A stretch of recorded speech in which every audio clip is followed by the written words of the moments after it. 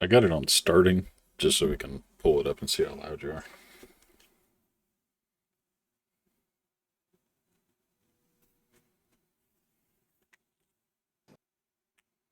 All right.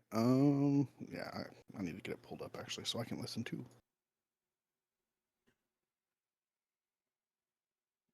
All right, you say something? Test, test. All right, you say something? Test, test. Yeah, same volume on my phone. Yeah. Okay. Cool. Good. We got that sorted out then. So, I'm going to try and position my mic, camera.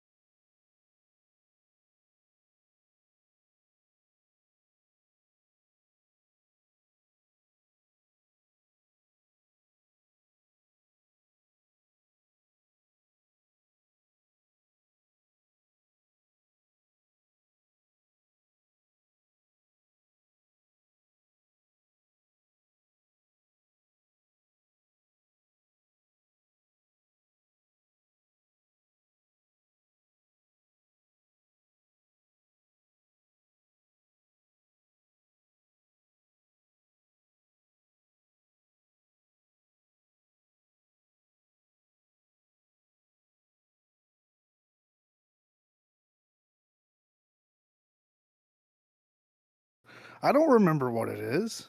It's whatever you want it to be, sir. Oh, all right. Welcome to the talk show is all it's got to be. Oh, that's a terrible camera angle.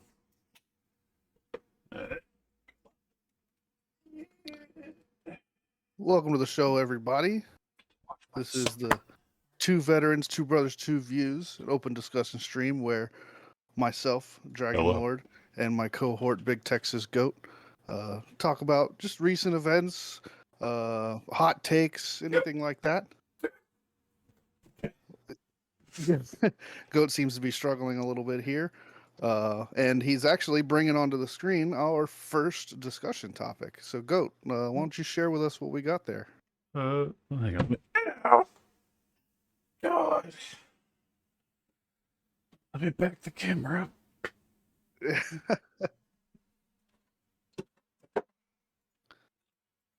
Get a good angle for me and the printer. There we go. It's a little better. Yeah, there you go. That's a good angle. There we go. Might be a little bit behind me on the mic, but so we have our newest. Oh, there it is, right there. Resin printer. Yeah, resin printer. Very nice. This is going to be exciting. We've been talking about getting one of these for a while. I know one of your biggest concerns about it was ventilation, and we ended up finding one that's got like a built-in filtration system, if I remember correctly. Yep. No tubes going out of my window. Yeah. So resin printers are really cool. They're really good for like finer detail, smaller items. Like if you're big into D&D and want to start like printing your own like D&D minifigs and stuff like that, or like Warhammer or stuff like that, resin printers is the way to go. And the durability, because it's resin instead of weed eater string. Yep, that's very true. But it's beautiful, isn't it? I have a little figure here that I probably can't see it very well with the lighting, but the resin printer would be able to do something like this at a much higher quality and detail than a normal 3D printer. So Resin print. exciting. Maybe. I don't know where it is. I got a multi-tool that are resin printing. I think it was Form Labs sent me. Actually, it was like screwdriver, bottle opener, little hex nut thing on it, and it is tough as a metal tool. Yeah. Is it heavy? Yeah, well, it's just awkwardly heavy. Come on. Vacuum. There we go. Nothing in there? Oh, it's upside down now. Okay. Way to go. Good job. So yeah, we're gonna sit here and we're gonna watch him unbox this printer, and once he's done, we can get started. You're talking at the same Content. time. No. Oh, get started making things? Well, yeah. Yeah. But yeah, I wanted to. So since it's my week to come up with some talking points for this, and I did a little bit of research. I paid attention to some stuff throughout the week. You paid attention? What were you saying? How much did it cost you? What were we talking about? Swirl. Sorry, I wasn't paying attention. Anyway, I wanted to kind of piggyback off of what our discussion was last week for the first main topic, and kind of in the same vein as just the deep veteran discussions that we had last week. And it was a question that popped into my mind about a day after the last one, and it's like, man, that's something that I kind of want to talk about too. And that's something being the swearing in ceremony. You're about to say swearing. It's like, what? No, the swearing in ceremony that happens before you go to boot camp. How do you feel about it? Like then when you like right when it was happening versus like now and that you look back on it. Then you felt like you're joining some uber society of elite protectors of the world. But now I don't know. I've become less hardcore, well, different kind of patriotic, I guess. Yeah. I Uh, mean, do you still like heavily believe in that oath that you take, or is I mean some of that kind of lost its value? So it's lost its value for what I think the military is more geared towards now. Yeah. Maintains its value for what it's supposed to be. The uh, protecting America. Like if it Yeah. was an invasion on America, like land invasion, or a war on American soil. That's what Yeah. that oath feels like it's for. It's more Yeah. I like mean, like I will I like will I I will I stand swear to my protect. ground, one versus 1,000, Yeah. and I fight will. for this land. I will But protect this country from both foreign and domestic. but when you're really You know. signing the oath to go over to Iraq and do fuck all, then it's a little less of a feeling. Yeah. Yeah. Which kind of brings us to the whole discussion about training and giving away all these supplies in Afghanistan, and for what? Like you did this big fancy ceremony to go give away shit to another country. Yeah. I mean, I think just because my experience differs so much from yours, I don't know the oath. I really honestly I don't even know if I could recite it verbatim anymore. To be totally honest with you, I'd have to look it up. I could Um, never do it. It was nothing something we had to memorize. Like they said, yeah, repeat that's after true. me, like Yeah. you're in prison or something or How was court. how was that how was that moment like emotionally for you? Like in the moment. Well, that's what I said. In the moment, it felt like I was joining some secret detectives. It Yeah. felt great. If I had to do it now, I'd just be like, oh, okay. That was weird. Yeah, I think I have to agree with you on that one. It would be kind of weird. But what about like do you get the same feeling that I do? It's like you think about like how you felt like during boot camp and like during that whole process and how difficult on so many levels it was just mentally, physically, emotionally. And then like looking back on it now, I'm like that shit was so fucking easy. I mean, the one thing I've talked about to a lot of people over the years is I wish I could go back. Well, one, I wish there was somebody like me to talk to me then, to help Yeah. me make a smarter decision. Because I was literally a 17-year-old kid that just wanted to mess with Humvees. I got a 110 on my ass, or it was a 109.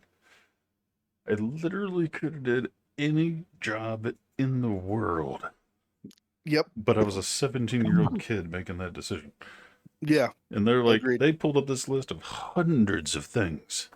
It was like, all right, go through this list and let us know if you have any questions. And I was like, I don't need to look. Just which one will let me mess with Humvees. And they're like, well, I mean, you could be a Humvee mechanic. And I'm like, sold. Deal. like, I could have been a doctor, pilot, engineer, anything, literally anything with that kind of score. And I took a score that, any idiot could have did. Yeah, I'm Like I'm in the one same step boat. I above scored. infantry is what I chose to do when I could have literally Yeah, did anything. I did the same thing. I scored really really high on my ASAP. I don't remember exactly what I scored, but I did score pretty high, and I really had my pick of the litter on whatever I really wanted to do. I could have been like a nuclear technician, and I was like, Yeah. nope, I want to work on aircraft engines. Yeah. And so they're like, okay, well, there's no position open for aircraft mechanic right now, but you can do this really cool thing, and you can be a pack airman, and you can do everything aviation. And then I found out that was a fucking lie. That was just them trying to get me to go undesignated, which means you don't have a job. You just do whatever the Navy tells you to You do. just do what you're told. Yeah. But eventually I did get that job, and didn't really get to put it to use because by the time I got it, my contract was halfway up. You know, it was rough. Yeah, I always think of like, where would I be now if I would have been an engineer or lawyer or something? Yeah, but I mean, do you regret your decision at all? I mean, To an extent, yeah. Interesting.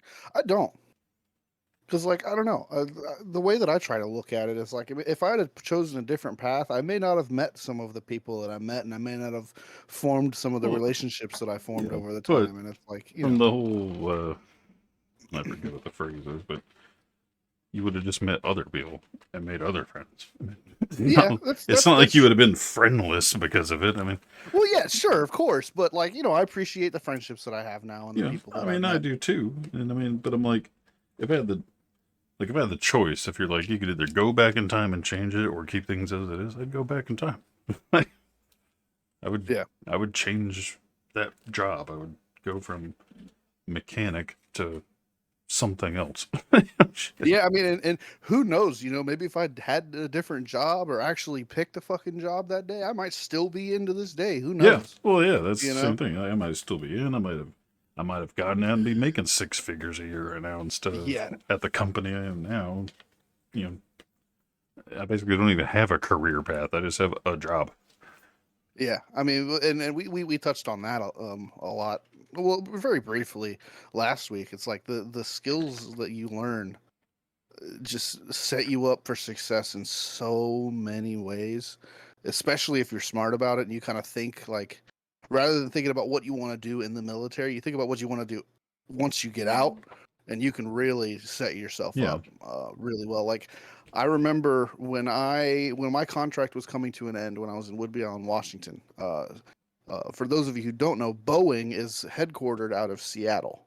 I actually got a job offer from Boeing, but they wanted me to like stay in Seattle and work there, and they were gonna pay like $25 an hour starting out, like good money, and it's like, I want to go home.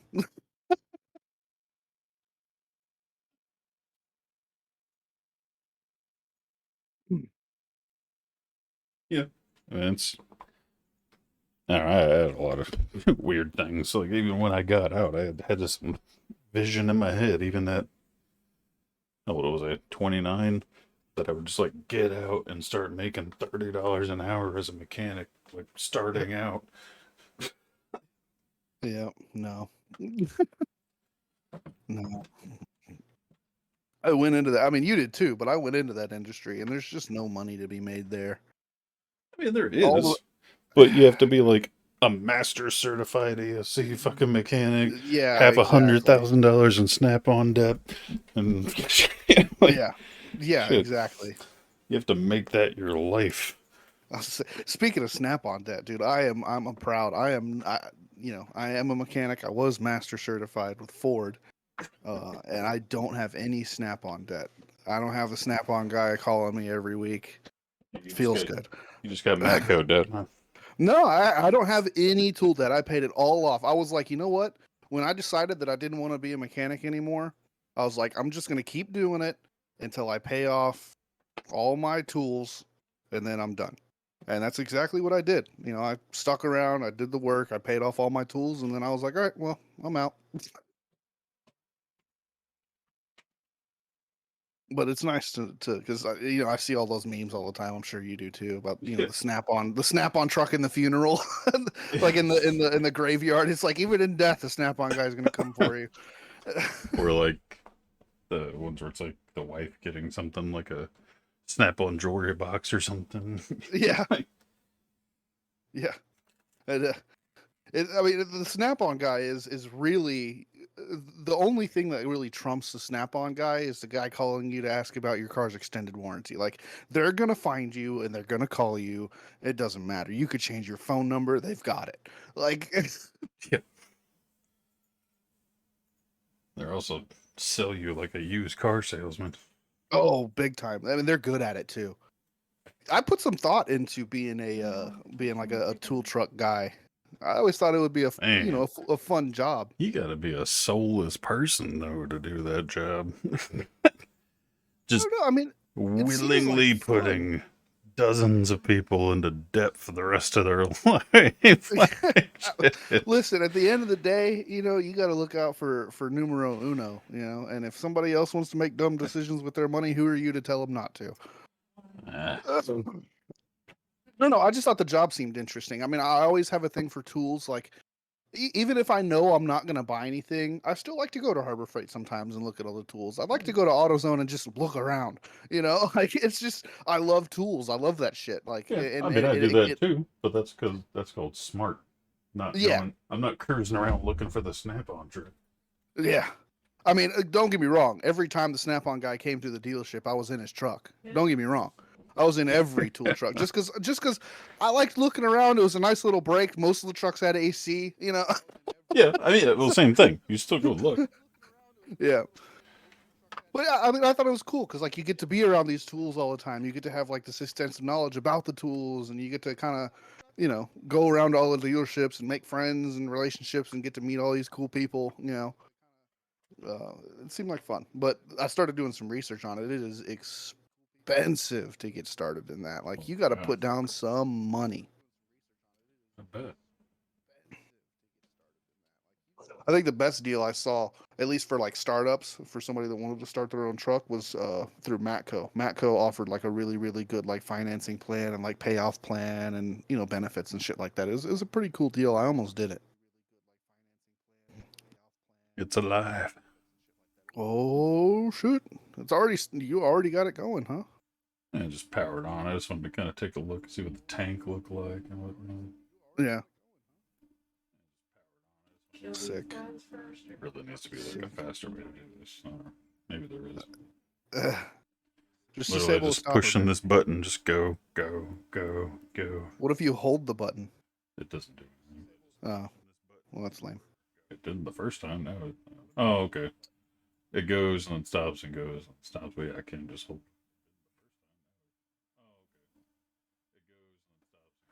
It's crazy is that this thing really isn't much of a smaller print bed. FDM printer. Yeah, I'm looking at it. It looks like a fucking unit. Oh, this is the tank. Holy shit! I thought it'd be much like deeper. No, man. Do you know how resin printers actually work? Do you know how they do it?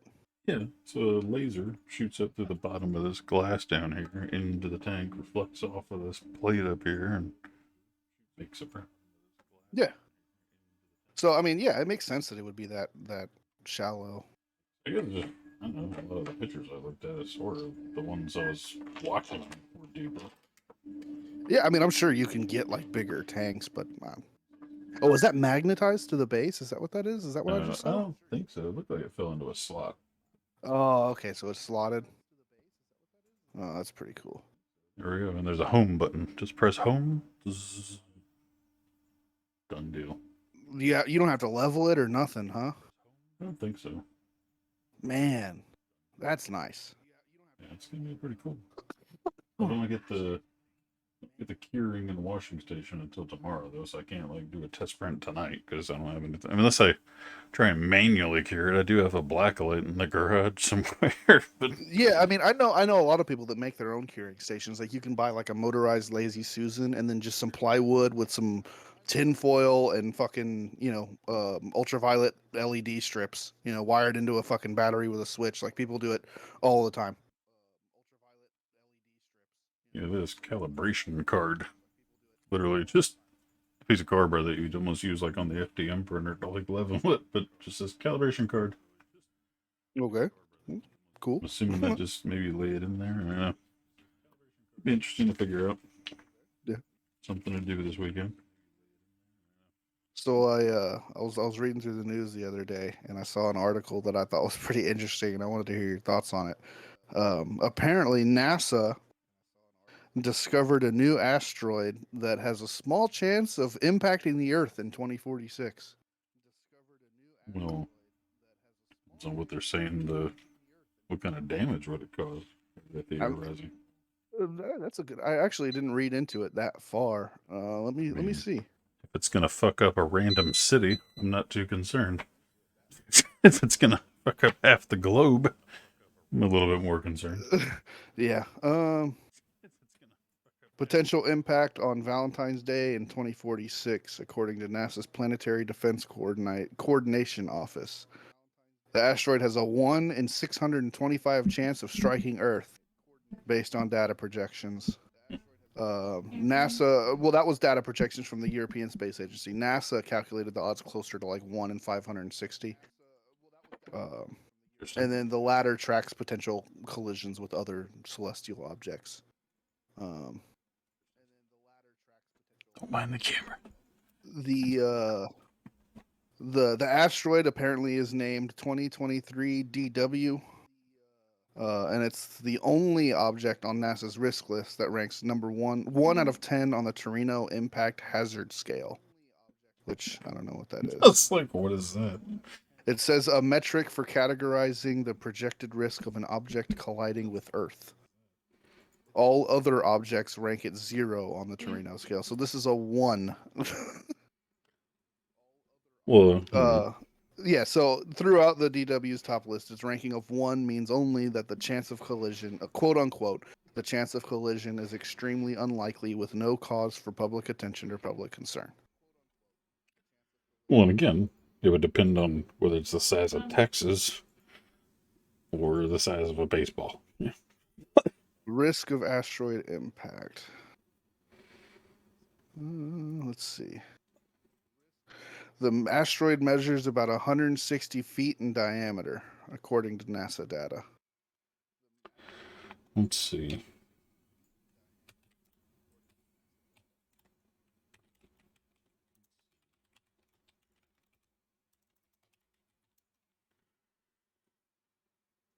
Let's see. Asteroids larger than approximately 35 meters across can pose a threat to a town or city. And how big was this one? This one's 160 feet in diameter. 160. Okay, so it'll probably destroy Houston and surrounding area. Well, it depends, what the amplification scale, I guess, would be. Like, it doesn't necessarily just triple. It might be 5 times. But even still, I mean, you're talking like maybe a state. If you ramped it up. This thing's traveling at about 15.5 miles per second. And it is 11 million miles from Earth. Maybe we just need to build a giant baseball mitt. Catch that shit. I mean, what would you do if, like, it was confirmed, like, an asteroid is coming, it's gonna hit Earth? What do you do? I mean,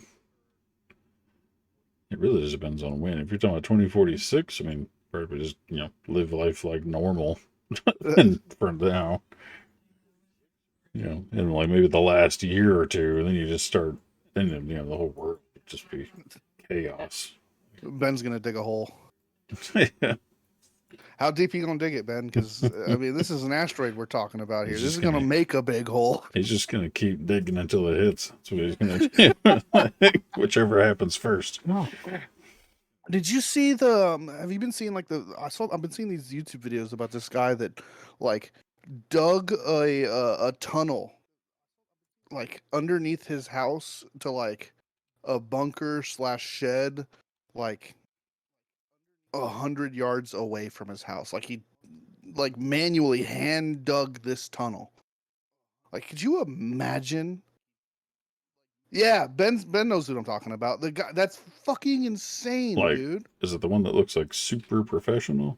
Yeah, dude, it looks really good. Like he has like metal siding up and reinforcement like through the tunnel to keep it collapsing. I'm looking at a clip of it. Yeah, that's fucking nuts, dude. It's called so people crazy. With money and time. Yeah, no kidding. No kidding.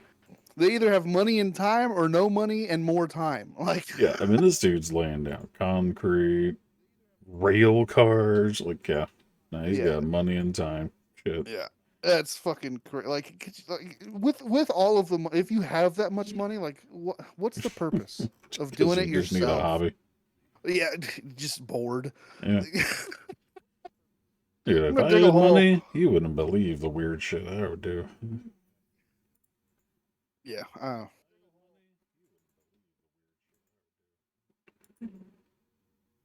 It's just like, what am I looking at? What is this? I don't even know what that is. Yeah. World ending kind of stuff. Like, I just imagine the last, like, 2 years. Like, if it's, like, guaranteed all over the news, we're all gonna die. There's absolutely nothing we can do about it.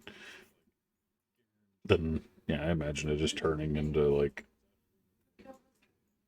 you Absolute know, fucking what's chaos. that movie from like the 90s?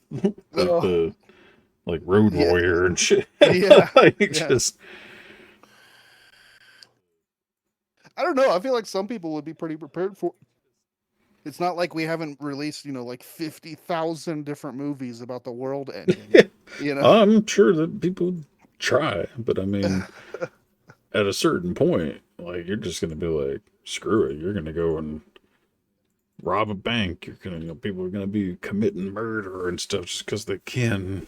Like, I mean, I don't know though, because like I feel like that's really shouldn't even really be a threat that we should be worried about. Because like, what's the validity of just like, oh, there's an asteroid coming? All right, we'll just shoot a nuke at it.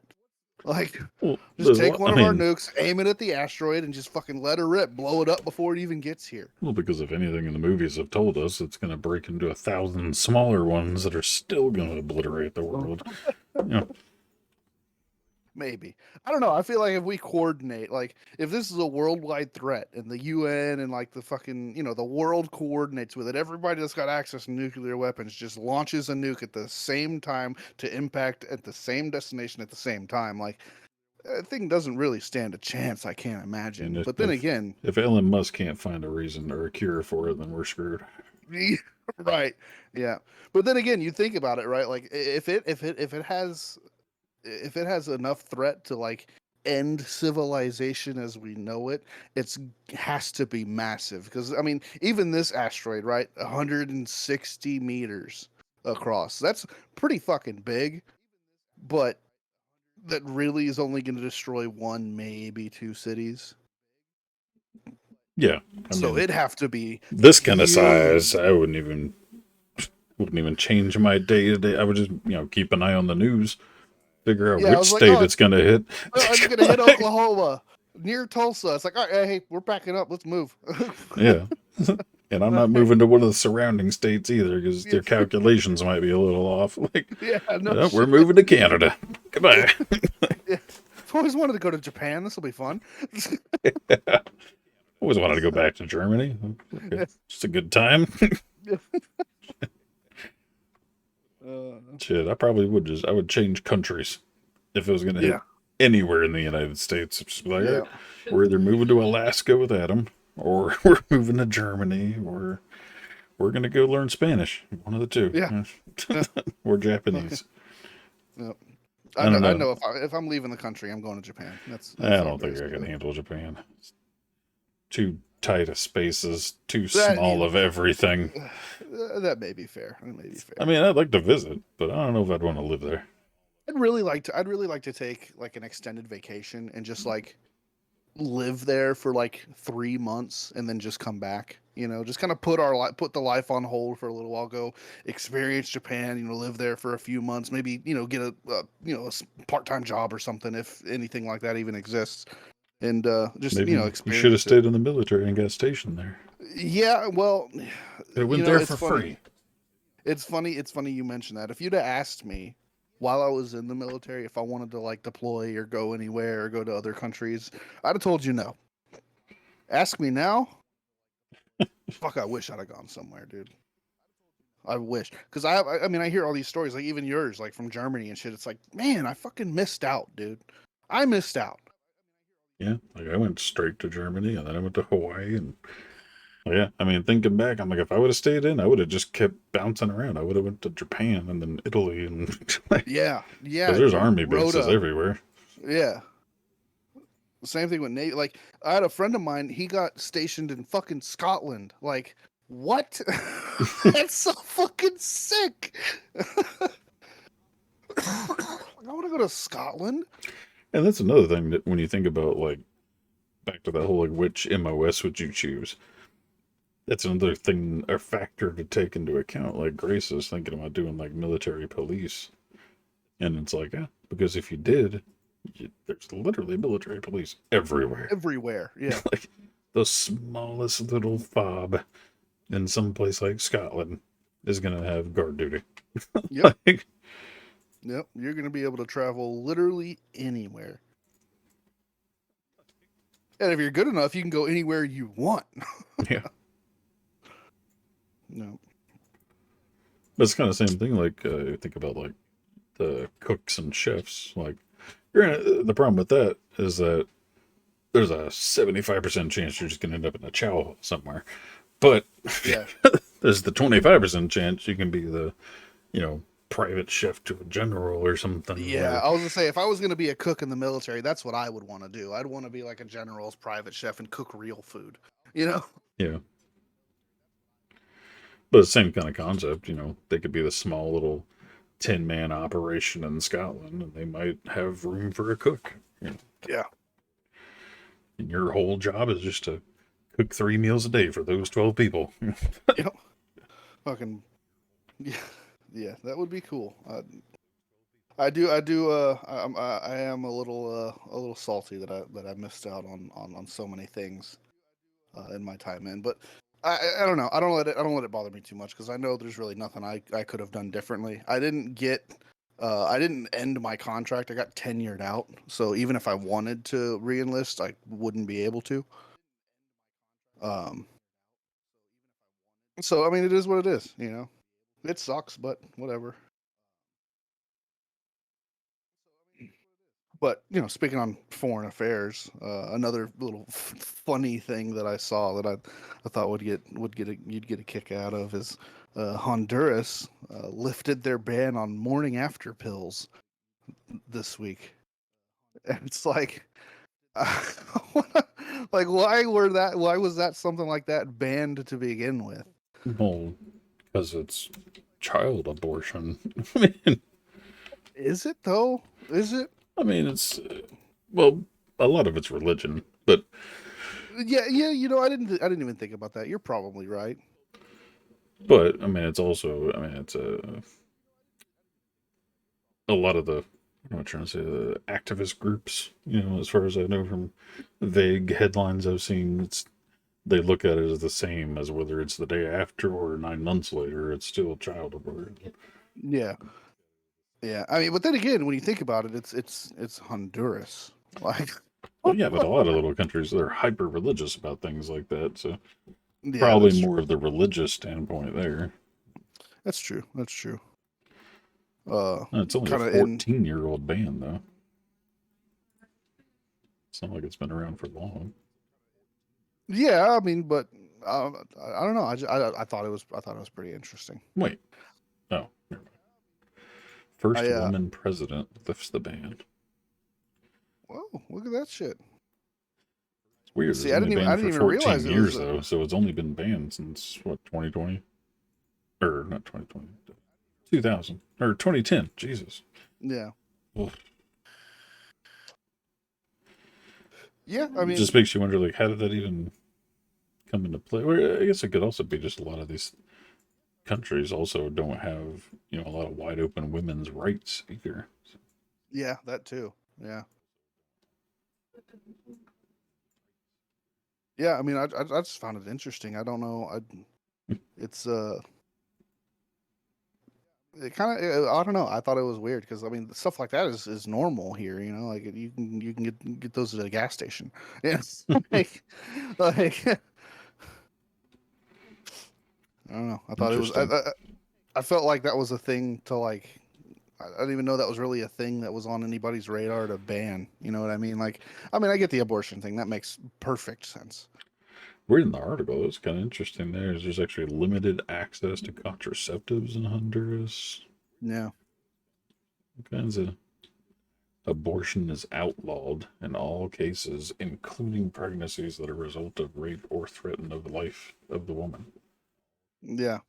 Ain't and no That's wonder. That's a pretty big deal there. Because, like, yeah, I would definitely want to have advantage of the morning after pill, especially yeah, since anywhere else down the line, it's outlawed.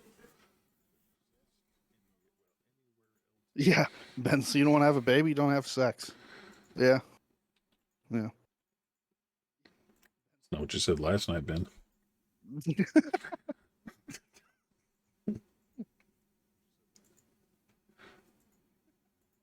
Ugh. So back on the topic of 3D printing for a minute here. Okay. What is the what's your favorite 3D print you've ever done? I know you've done quite a few. Well, my favorite 3D print has got to be my hunter's mask, but that's mostly multi-layered reasoning because it was a flawed print that I repurposed or reutilized. I mean, it was already going to be a hunter's mask, but I managed to take advantage of the flawed print to actually make the mask look cooler. Oh yeah. And that's actually kind of funny. Is a lot of my favorite prints are the fucked up prints that have turned into something useful. Yeah. Like I actually, think I have a couple of them here. Good. I had this. The Streamlabs back up. So I got this. It's a piggy bank, and it's supposed to just be cool with all these holes and stuff in it, but it messed up where all the little red blood spots are, yeah.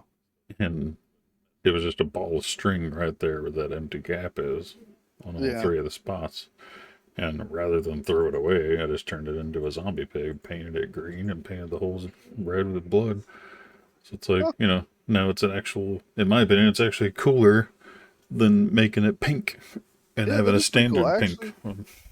I actually haven't even seen that one. That's the first time I've seen that print. That's pretty neat. That's pretty neat. Same I thing don't know. happened with the Toothless here. Toothless messed up on the top. It got knocked over on the side while it was printing. So I turned it into a dead Toothless. So he's got bleeding ears and bleeding, dang it, bleeding wings. Huh. And X's on his eyes. So, again, failed print. Normal person would just throw it away. I turned it into a cooler project. Yeah, I don't know. Okay, so now that we got out of the way, what your favorite type of prints are? What about like what are your 3D printing goals? Like, what have you been like had in your Thingiverse saved that you're just like, oh man, I can't wait. Well, it's funny. I was trying to figure out where my hunter's mask is. Favorite print. I don't even know where it is. On the lamp in the bedroom. Oh, it's still in the bedroom. Uh. Anyway, back to the plans of 3D printing, which I'm actually hoping I can start on this weekend once I set up everything on this new dresser 3D printing station. Mhm. Is and I don't know if I told you about the Frostborn sword. Oh yeah, are you gonna do like are you gonna try and do it full size or? Yeah, so the model that I have of Thingiverse, it's one that like basically like slides together like teeth, so it like Okay. locks together. Kind of like these dresser drawers, honestly, where it's like the Tongue and crisscross groove. pattern. Yeah, like tongue Yeah. and groove type thing. And so it gets full size. And for those that don't know about the standard 3D printing, you can glue these things together with just like standard super glue, and it bonds together as if it was printed together. Yeah. So I could actually wield that thing around and swing it at somebody, and especially with how it locks together with like the teeth. So it's kind of like the like triangle, inverted triangle kind of thing, where it actually will be locked in. Like the only way to separate it would be to pull it up and down apart from each other. Yeah. I've been wanting to. I've had that on my like wish list since we first got a 3D printer. I've just never buckled down to do it because like each section, like the whole thing would take like a week or two to print Yeah. everything. And Yeah. then there's the cleanup, and then the putting it together, and then painting it. And then it's like, it's a 2 to 3 week process from like start to finish product. Yeah. But not only I thought, it's like, and I'm always talking about how we don't have a lot of customers right now. We have one pending, and we're set up to do 10 a month, and we have one pending right now. And so it's Yeah. like the printer literally just sits there. And technically, we have two printers, so I mean, technically, we could knock out 20 a month if we wanted to. Yeah. But We got mine and yours, and then now the resin printer. yeah, so like we really pump them out, but I always just let it sit there because I'm like, well, I already have a whole shelf full of things. I'm like, I don't need to make more. And but I've always kind of kept my mind on little things where I'm like, well, I don't Yeah. need any more little things. And at one point, I was when I started the Huntress mask, my plan was to actually make a whole bunch of masks. I was going to make like the mask from the movie, The Mask, and Oh yeah, and the just hang them up on the yeah, wall. just all kinds of masks and have them painted and hang Yeah. them on the wall. Yeah, like I kind of just stopped. I got the Huntress mask, and I have another like fucked up Guy Fawkes mask from V for Vendetta. Yeah. And I just kind of stopped, and that was like 2 years ago. I just never made any more. But Yeah. the plan was to make the Frostmourne sword for myself, but Mhm. also thought about using it as like a selling point for fundraising, Oh yeah. where I could make these and silent auction them off. Or start making bigger things that we silent auction off.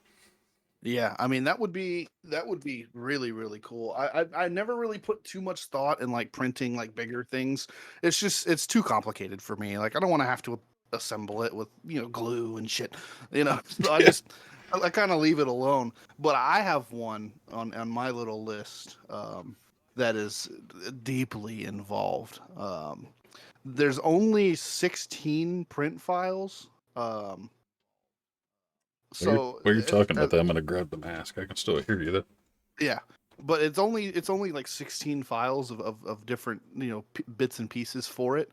Um, but there's a lot of like extra stuff and like stuff that I would need to go to a hardware store and buy to get it assembled. And what it is it's an Eye of Agamotto. So it's the necklace that Doctor Strange wears, the way that has the time stone in it. Um, but it's mechanized, so you can buy like a like almost like an NFC tag or like an air tag or something, and when you wave it in front of it, it like spins open and like the eye opens and the light, the time stone lights up and stuff, and it's super cool. It's got these 16 different files, and then you need like a reed switch, a micro servo, some LEDs, like a battery pack, wire, magnets, fucking pinhead screws. It's like it's so fucking involved, but it's like it's been sitting in here since I bought the 3D printer, and I'm like, man, I really, really want to print this. So why don't you? Yep. It's just I don't have the time. That's pretty much all there is to it. I just haven't had the time. You gotta But make time. nice thing is, I looked up, I pulled it up, the item on Thingiverse, and I'm scrolling through, kind of looking at the details, just reminding myself what it involves. And I found a sling ring, so I'm gonna be printing me a sling ring this weekend. Okay. So you went from super complicated to super basic. All right. Yeah, but I'll explain to you why. And since once you got something, I'm gonna go get something real quick. I'm not gonna be able to hear you, so talk about that Huntress mask. I'll be right back. You can get you a wireless headset. So, as you can see, that's my Huntress mask. I suck at angling at the camera. So yeah, I don't know if I'll be able to zoom in enough, but you can see on the red lines where there's like gashes and lines, or like messed up 3D prints in there, and that's where the 3D printer messed up, and I just decided to use that as where I was going to put the blood on it, because the Huntress is a character from the Dead by Daylight game that murders people and gets blood all over her mask. Yeah, that mask is cool. I remember seeing that when I came over. That's a really cool print. Yeah. But anyway, when I went to go get up and get, the reason why I'm putting the Eye of Agamotto on the brakes a little bit is with my recent trip to Disney and Universal with the wife, I purchased an Eye of Agamotto. So why would you ever need to make one? Well, because the one that I want to make is motorized. This one is not. But this one is like, it's not like cheap plastic. It's heavy. It's got some weight to it, and the detail is really really incredible. And it makes noise and stuff, so I can open it up. Oh god, there we go. Can you though? Can I? There we go. All right, so I can open it up, Hmm. and it lights up and such. The batteries might be dead now, but it lights up, and the stone. Oh, there it goes. I don't know if you can hear it, but it makes noise. No, can't hear it because you probably have your voice Yeah. activation on. Yeah, but it's really cool. And the other cool thing is the time stone. You can actually pull the time stone out, and you can put any of the other stones in here. So any of the infinity stones will fit in this apparatus. And so I couldn't pass it up. I saw it. I was like, the build quality on this is so nice. I got to have it. So I bought it, and it came with a really really really cool stand. So it sits on the mantle in our living room, Of course. just like that. But yeah, I might actually put it up on the shelf over here just so I have, I can keep my little knick-knack shelf going. I don't know if you can see it behind me, but I've got a Thor or a Mjolnir popcorn tin. Oh, I thought that was the toolbox one. No, this is a popcorn tin. It came out with the Thor Ragnarok movie, or not Ragnarok, Love and Thunder. Yeah, you put your popcorn in there. That's definitely better than what they normally come out with. Yeah, Like, was that at the theater or was that like? yeah, Okay. yeah. It was at AMC. It was at AMC. I swear, or I thought it was Avatar was the last like custom popcorn tin we saw, but it was still just your standard bucket with decoration on it, and I'm like, I really don't need a bucket. Yeah, I've got a couple of those too. Yeah, those were cool like back in the day, and now I think I'm like, well, what am I gonna do with that bucket? Like, Yeah, it's not like the hammer though. You could display the hammer anywhere. Yeah, for the Batman movie, the popcorn tin that they came out with was his Batman cowl. And you put the popcorn like in the top of it. It's really cool. And then for the Doctor Strange movie, they had like a square would look like the Doctor Strange, like how the little spell circles look with the orange lines and shit. It was a square with all that like kind of engraved into it, and it lit up and shit. It was super cool. Yeah, never get anything cool like that when I go to the movies. Like Well, I mean, I knew somebody that worked there, so I could get them at a discount and I could get them first. So it was nice. like the But coolest thing I've ever gotten was like the pin from Tomorrowland. Yeah, I'm looking at the Doctor Strange one. I'm like, yeah, that's pretty cool. The fact that it lights up, it's like shit. Yeah, dude, it lights up. It's motorized. Like I think the guy attached like a video of it, operating. I could buy it right now with the cup for $30 on eBay.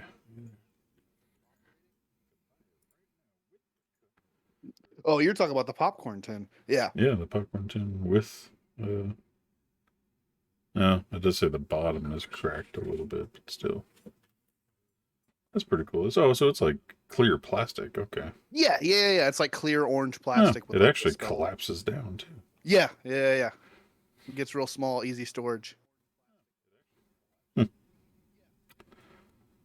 That's crazy. Pretty cool stuff. That's pretty much all I had on my talking points list, to be totally honest with you. Wow. Yeah, I wasn't able. Another hour and a half to go. You had like 3 talking points. I mean, I could keep talking. We can keep talking about 3D prints because I have a couple of them on my list here that I think are pretty cool. We can talk about things that we're looking forward to see on the resin printer. Oh, I mean, I already know. I have a couple in mind. Like I have a Skyward Sword Link. What's a Skyward Sword? Skyward Sword is one of the games for Legend of Zelda. Like, is it the sword from that, or is it? No, it's Link from that game. So like every game, like Link has a couple of different outfits. He always looks slightly different. And the one from Skyward Sword's really cool. I mean, have you seen a 3D, like a model of it somewhere? No, I just found. I mean, I remember it from the game, and I see the 3D print, and it looks pretty cool. Speaking funny of enough. 3D, one of my coworkers literally just messaged me. Okay, I shit you not. He just messaged me. He was like, "Dude, look what I found," and he sends me a Thingiverse link. And you can print cable combs for your PC. So if you Yeah. have like the braided cables, I didn't even think about, like, I knew that that was possible, but I didn't even think about that. And like we've had we've had an issue like getting a hold of those for work, You could have and been it's like, mass fuck, producing them. dude, I could have been mass producing those and Because selling and making money out of it, dude. I was doing it with the back when COVID was popular. The things that you hook your mask to that go on the back of your head. It was like I forget what they were called. It was just to take the strings off your ear, basically. You would hook it to this Oh thing yeah, that sits yeah, on the back of your head.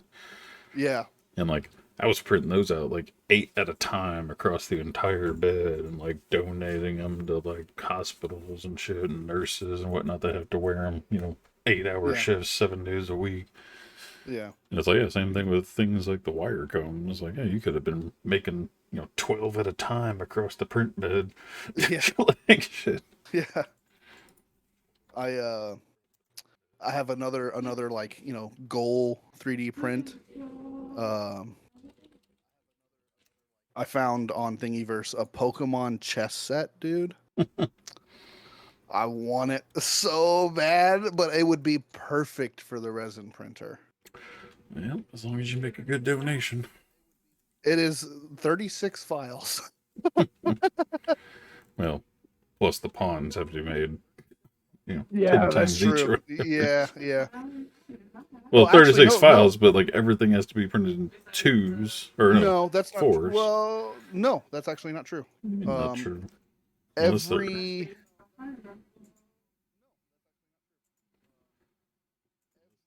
Yeah, no, it's a different Pokemon for every piece. well, that's confusing. So for the pawns, you have Eevee, Slowpoke, Psyduck, Jigglypuff, Pikachu, Charmander, Squirtle, Bulbasaur. Why? And then for the rooks, you have Arbok and Ekans. For So I the guess other it's more side, like tier 1 Pokemon versus more rare yeah, Pokemon. yeah. So the featured Pokemon is Mew, Mewtwo, Nidoqueen, Nidoking, Horsey, Seadra, Ponyta, Rapidash, Arcanine, Growlithe, Vulpix, Ninetales, Dratini, Dragonair, Ekans, Arbok, Bulbasaur, Squirtle. I still just feel like the pawns would be confusing almost. But The way that they have the files designed, at least looking at it, well, the one I'm a looking at makes pond. sense for the non-pawns because it's like the Ecris or whatever, the snake and the evolved snake, and then it's the seahorse and the evolved seahorse. Like, Yeah, well, so like so that the part way makes that sense. the way that they solve that is pretty intuitive. The base, the little base that it sits on, is a different shape based on what that piece notates. So the pawns are round, the king and queens are pentagons, the bishops are hexagons, the knights are heptagons, and the rooks are octagons. Oh, on the top, I see. Yeah, Yeah, it's interesting. But yeah. But I was like, man, this is pretty cool. I want to print this, but that's gonna take a while. I mean, kind of. I mean, Another thing that I really wanted to like start printing a bunch of is I found like this adjustable like minifigure painting handle. Um, so like you can take your minifig, and it really doesn't matter what size the base of this minifig, what shape it is. It kind of clamps it in, and you have like a handle to hold it, so you can hold it upside down and stuff like that, and not worry about touching your paint. And it's like, man, this is really cool. It's only 4 files. I would say maybe take maybe a day or two to print all of it. yeah. Pretty cool little mechanism.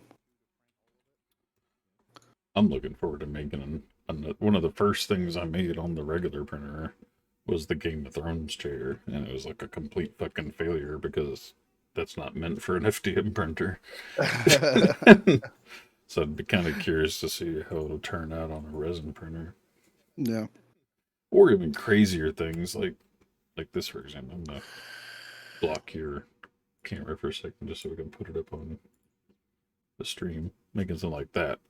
Like the entire Hogwarts castle, including the trail from the boat up to the castle. Oh, that's pretty cool. So it's like to be able to do something, that kind of detailed on the resin printer, I think would be really cool. Yeah, yeah, that would be pretty cool. Um, I saw just recently. Actually, I saw a TikTok, and then it happened to, because every once in a while I'll go into Thingiverse and I'll just like look at the top 3D prints for the past month, Yeah. you know. And one of the things that I've been seeing on TikTok a lot, it came across the feed, and it's like an archway portal for like D&D, and you can download an app on your phone that like projects like an image of a portal, and like it's a animated image, and you can slot your phone into this thing, and it looks like the portal from fucking WoW. Like, you know what I'm talking about? Mm, Like the yeah. yeah. Let me I'll see. link it to you so you can pull it up on screen. You mean this one right here?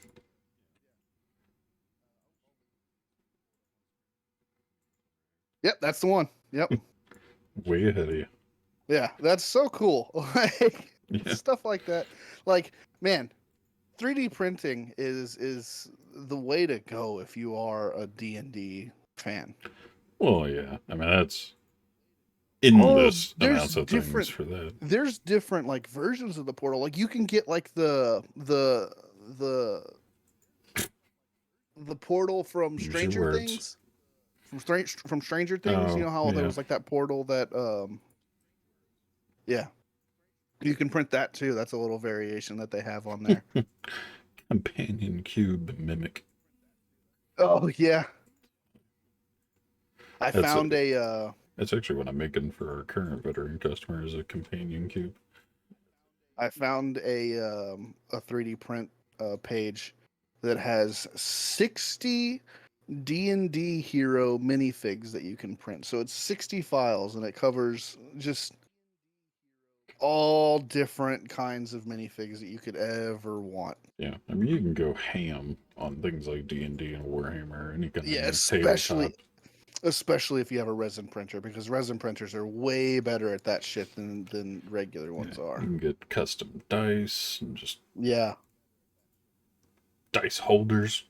Like I still think things like this one are cool as shit. The dice trays that have a slot for each one and slides into the holder. Yeah. Like to show up Yeah. to your D&D game with that. Like, where's your dice? Right here. Yeah. Yeah, I definitely am planning on printing like a dice holder, or maybe just even like a dice tray.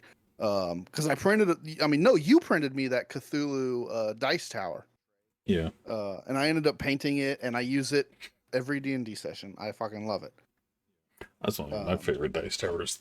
This one, even though it's no cool, no crazy characters, but this thing, they come out the left and the right side.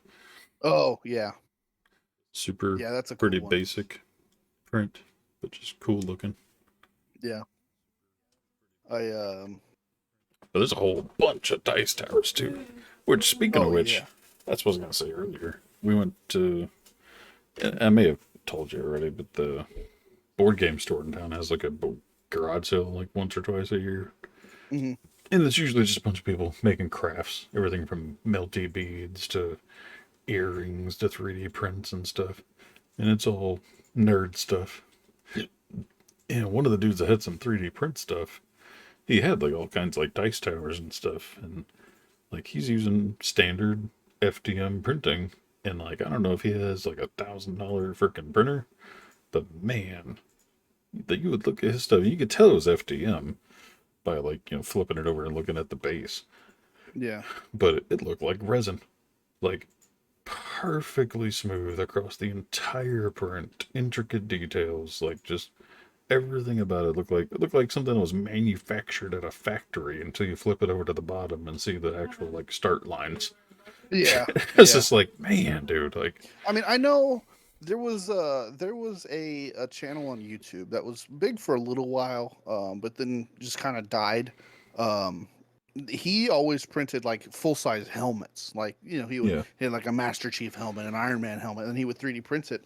And the way that he would make them look like smooth and stuff is he would do like an extra layer on the exterior, so that he could like sand it down, and he would like sand it and then like fill it with like almost like JB weld and like cover it in JB weld and then sand it down smooth. Yeah, but these were just little things like the Or not Cthulhu JB weld, Dice Tower, Bondo. Bondo. That's what I meant. He would Yeah. like cover it in Bondo and then sand it smooth. which is fine for something like a helmet. That's one Yeah. big wide surface, but these are things like the Cthulhu Dice Tower. Yeah. And it was like unless he sat there for hours fine tuning that with fine sandpaper. I mean, I wonder. That makes me wonder though, because like, I wonder if you could use like a those media tumblers that people put like Yeah. stones and stuff in. Like, I wonder if you could do something like that. Just find like a really like non-abrasive, really gentle kind of media to put in there how and would just that run it work through a with fucking something like? tumbler. How would that work with something like the Cthulhu Dice Tower, though? Yeah, you'd have to have a big ass fucking tumbler. Well, I just wonder, like, for all the little nooks and crannies, like, how is it going to make that smooth? Like, I could see it making, a certain amount of the outside of a dice tower smooth, but how is it going to make the whole thing perfect? You'd honestly be surprised. Like, I have the only experience I really have with using like a tumbler like that, like a media tumbler, is with my dad. Like, we would reload ammo, and so we would run like the used casings through a tumbler to clean them up and get all the gunpowder and all the gunk and shit out of them, and they would come out spotless. Like, even on the inside, like it was cleaning the inside, it was cleaning all the nooks and crannies of this casing, like where the primer goes, that little hole, like it was immaculate. Yeah, It's I like, mean, it might be something worth checking out, too, for even when I do, because we're going to have both printers. Like, it might be worth maybe finding somebody that has one to test that out instead of buying yeah, one. I mean, you could probably do a quick Google search and find probably tons of people that Or, have yeah. tried it and tell you whether it works or not. But yeah, I kind of wanted to talk to him about it. Like, and I probably still can. I could probably figure out who it was. It's like, I'd love to pick the brains of some of these, like, better 3D printing people to be like, Yeah, what are you doing that I'm not? yeah, Hey, you have a visitor. yep. I do have a visitor. Say hi. That's Jay. Oh, hey Jay. Hi, long time no He see. says hi. Long time no see. Oh, okay. All right. I'll be out in a little bit. I think we've only got like 30, 45 minutes left. We have an hour and a half left, sir. Oh, an hour and a half? Oh, shit. Okay. Starting to sweat now. All right. That's what I'm saying. Like, you had like 3 talking points for a 3-hour stream. Well, I figured we'd talk a little bit more about the resin printer than we did. Dude. It's kind of okay.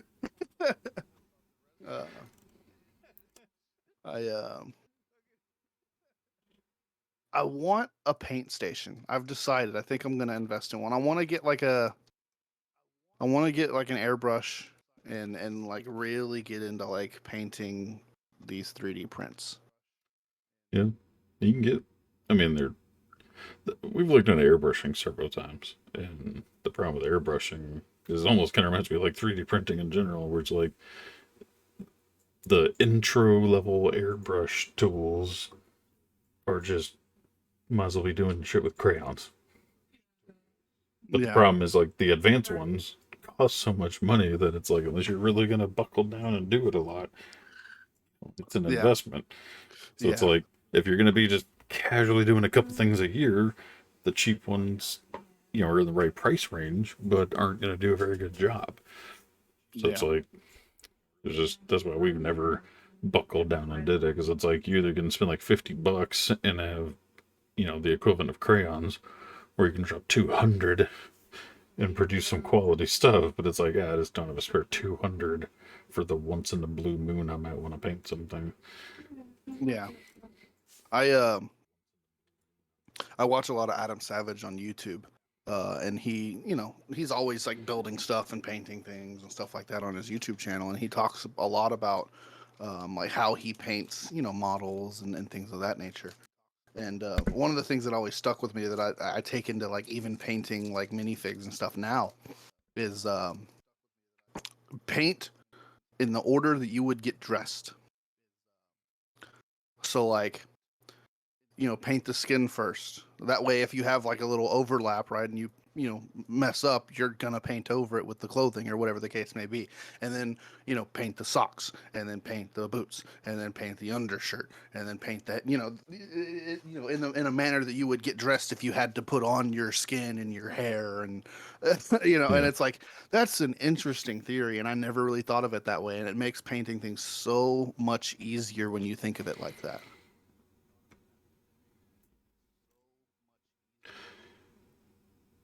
Yeah, I don't know. I don't think I have the patience, but it's also harder for me with big ass hands Yeah, to try and true.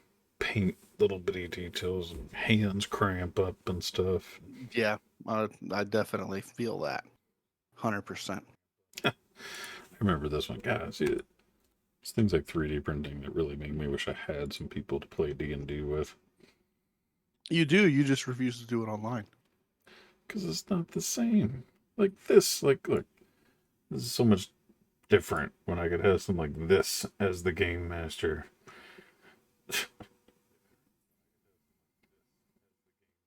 Yeah, I mean that's cool, right? But I'd love to have something like that set up. Like your own little personal dice tower for your mobs, and then they have their dice tower that's on the other side of it. Like that shit is cool. yeah, Like, I don't know. I certainly prefer to play D&D in person, but to me, it's really not even about just. It's about just spending the time and enjoying the campaign, right? Like, yeah, all the accessories and stuff, that's cool, but to me, it's almost a distraction, you know? eh, it can be. I mean, you do have to have a certain manner of like keeping people focused. Like, Yeah. but that's kind of true with like, any kind of board game, whether it's D&D or playing Monopoly. Just people Yeah. get distracted. Like the moment it's like not my turn, you're wandering, you're playing on your phone or some shit. Like, which is also kind of why when it comes to board games, that's why I'm an advocate of like 4 to 6 players is the sweet spot. 8 is doable. Anything over that, I just don't even want a part of it.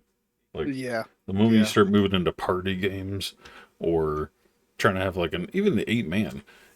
8 man is hard sometimes. When you're trying to do like say 8 man Cards Against Humanity. God damn, you're just sitting there just waiting and waiting. Yeah. Like, Yeah. I spend 30 seconds picking my card and then wait 10 minutes for you to read them. Yeah. It's just like, I mean,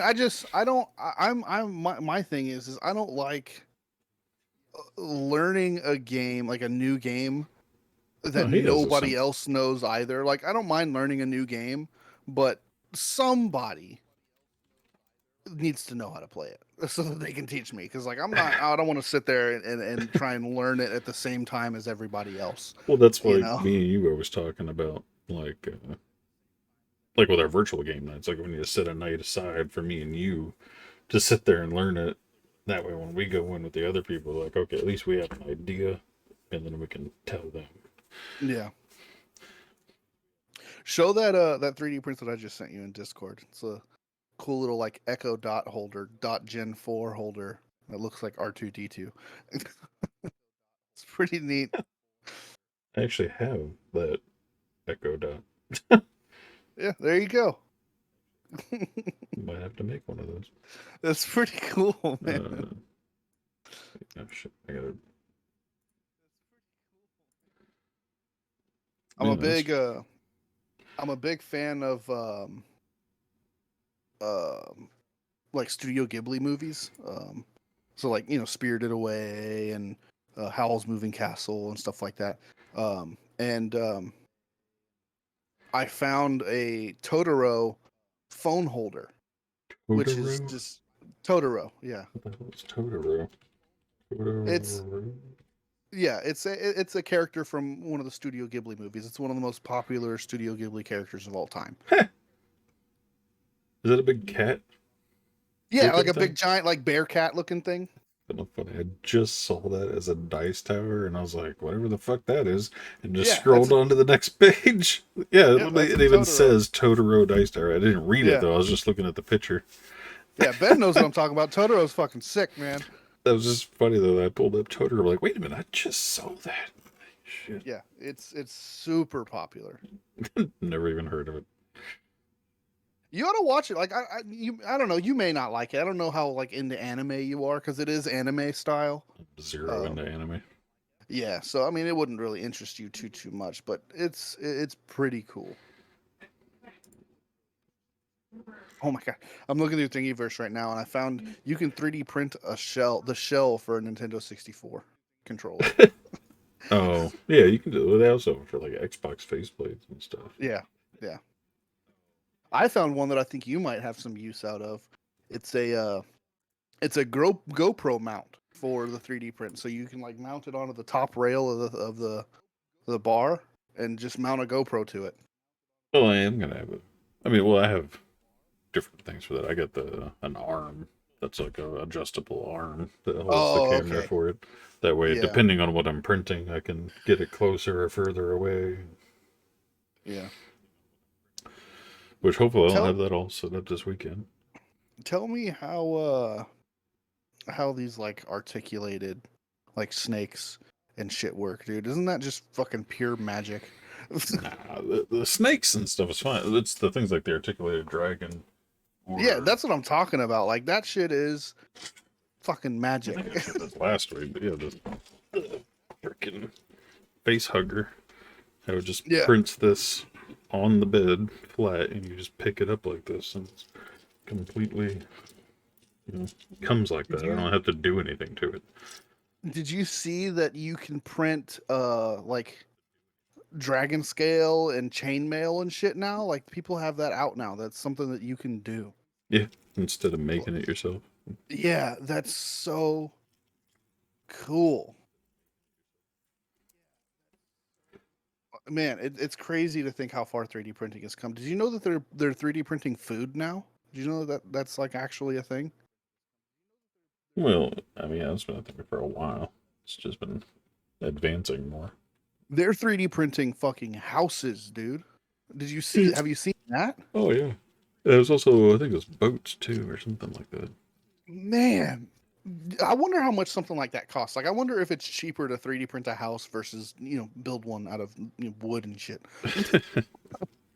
uh, I mean, yeah, it's gonna be cheaper because it's concrete. It's just literally layering concrete for those houses. The problem is the cost of the machinery. It's like how many Right. houses are you gonna have to make before you start seeing a profit? Right. And so that leads me to believe that it's probably not as cheap as you might think. Like it can't be. Interesting. Yeah, looking at this chainmail fabric, that's pretty cool. Yeah. I mean, it makes sense. I mean, he literally just takes the same concept of that. I just wonder how breakable it is, though. Chainmail necktie. Interesting. Yeah. What's crazy is, or more crazy in my opinion, is the people that actually know how to make this crap on Blender. Like, Jesus. Yeah. Yeah. The fact that somebody literally sat here and took the time to make that chainmail fabric on Blender or whatever program they're using, regardless of the program, it's still like the amount of time it had to take you to design that kind of stuff is just mind-boggling. Yeah. That's always been pretty crazy to me. Like some people have this like just a talent for it. Yeah, I watch people on Twitch and stuff every now and then just fucking casually just boop, boop, boop, boop, boop, just manipulating, and you're like, man, dude, like I can barely make a box happen. Like, Jesus. Yeah. This is going to be one of my next prints here. You can throw it up on the screen. I'll send it to you now. And this was inspired by one of my most recent D&D sessions.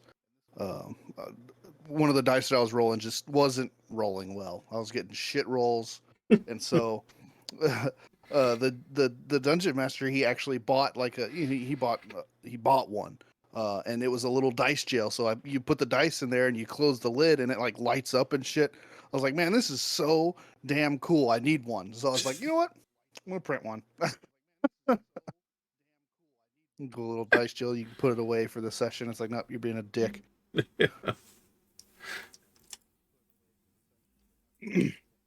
Yeah, I mean that's the most exciting thing about 3D printing, at least for me. It's just all the D&D stuff. There's just so much.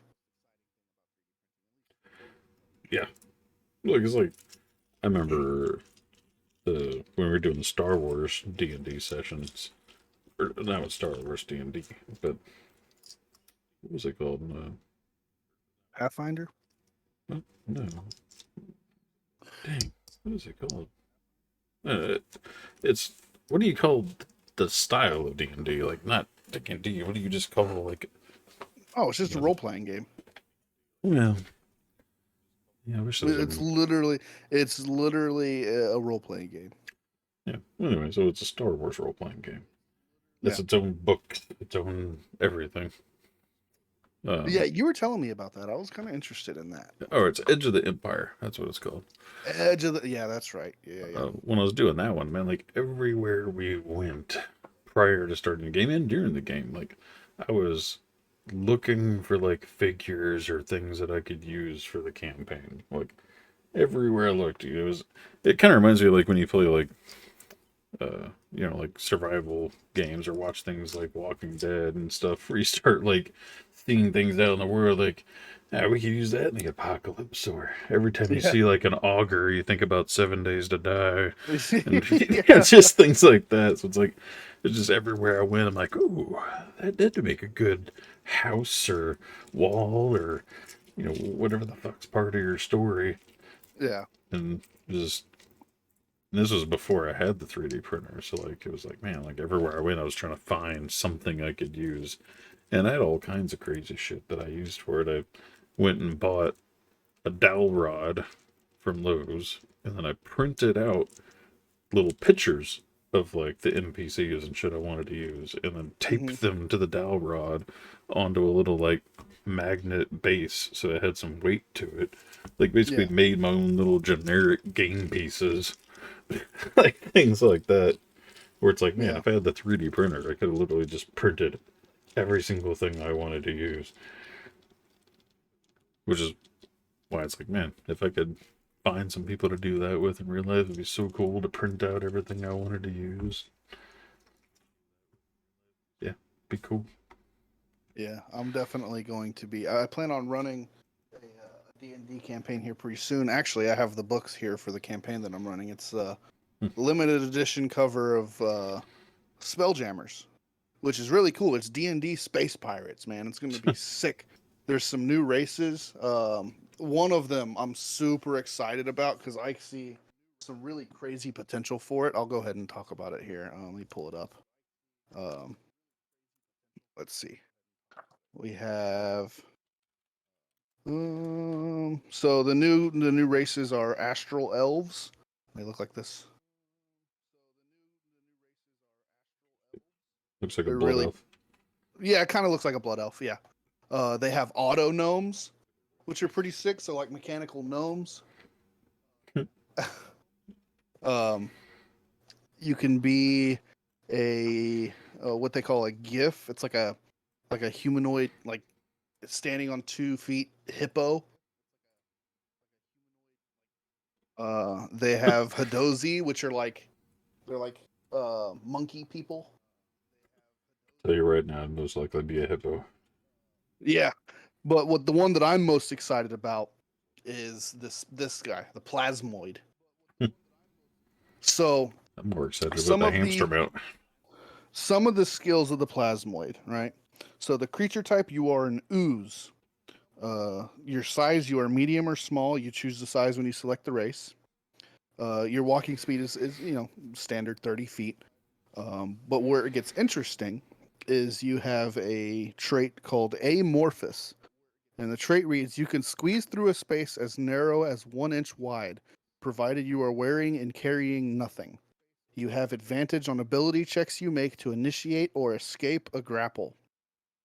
Like, think about playing a plasmoid rogue. You could like slide in under a door into just about anywhere. Yeah, and then Like, just unlock it as long as nobody's in there to catch you. right, yeah. They have dark vision. They can hold their breath for an hour.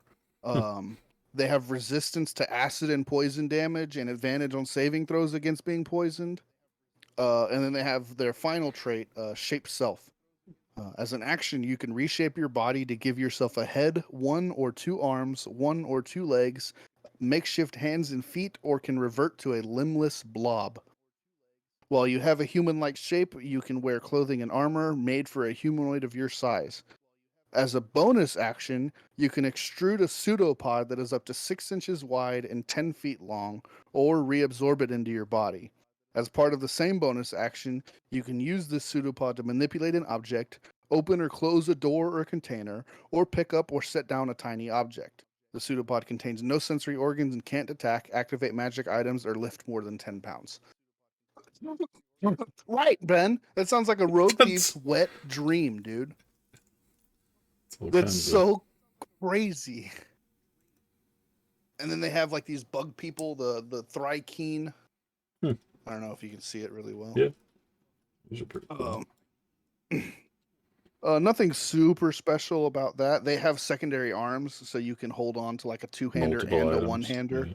Yeah, or a shield and a two-hander. And that's pretty much all for the new races. But there's all kinds of additions. Like there's different like space ships, like space pirate ships. They call spelljamming ships that you can pick from. Each have their own like little map and layout. I don't really It's, see how you could use a two-hander and a shield at the same time. That doesn't seem very functional.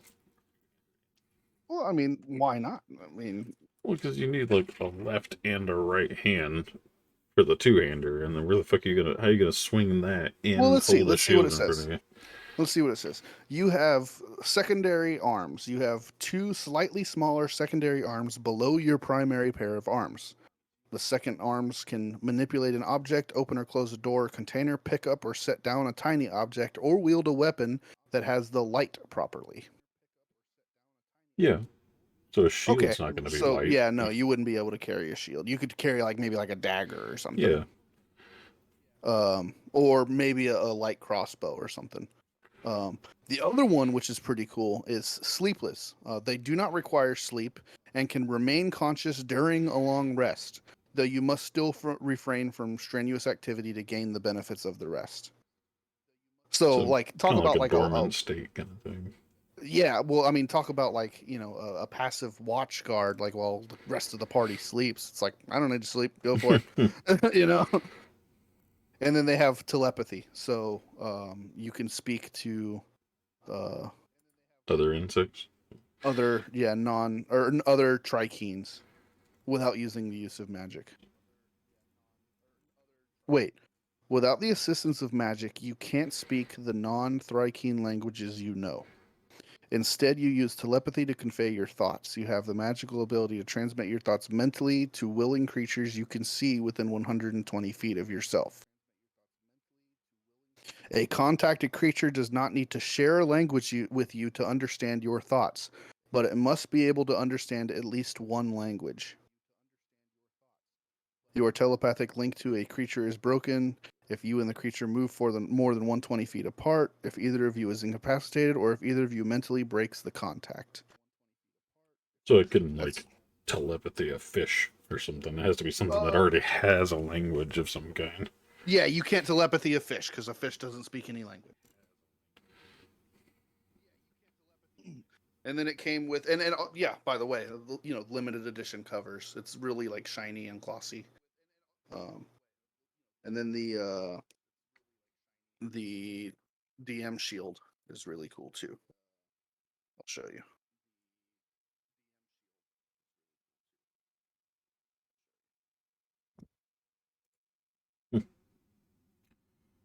It's interesting.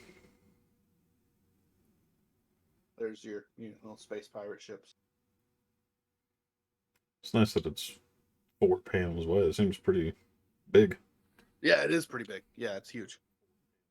But it's pretty cool. Well, And then I have so I mean, back to Ben's question, yeah, and regardless of what kind of shield it is, I'm just saying if you think about how you wield a two-hander at your center in front of you, how are you going to effectively wield that two-handed sword and block something at the same time? yeah. I mean, I guess theoretically you could like hold the sword off to one side and then your other arm brings up the shield, but I just feel like it's just not going to work with the two-hander. Now, in theory, you could have two one-handers and a shield, because then you could like fight around the shield or something. Yeah, maybe. If it would, I mean, or a sword, a dagger, and a shield. Yeah, You know. or like you were saying, like a small crossbow where you get like a single shot, but then you wouldn't be able to reload it without maybe, or I guess if you had four arms, like two of your arms could reload the crossbow while your other two arms hold like a shield and a sword. Yeah, that would be pretty fucking sick. So you're like fighting and dicing with the sword and the shield while your other hand's reloading the crossbow, sneaks in a shot, and Yeah. Yeah, that would be pretty cool, especially if you're like outnumbered and you kind of have people coming at you from a couple of different angles. Because I know, at least for crossbows, because it is ranged, if somebody's like really close to you, you have to take disadvantage on that attack roll. So if you're like simultaneously, shooting at somebody that's a little further away while fighting somebody right in front of you, that could be really effective. or even like a, depending on what kind of weaponry you have in there, like a single shot muzzle loaded pistol or something. Yeah.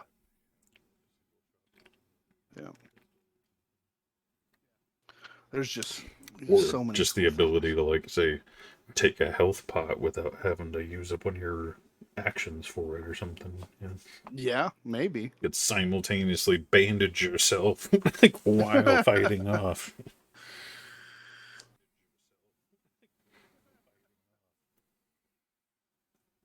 Yeah, there's a lot of. Oh, I know something we can talk about.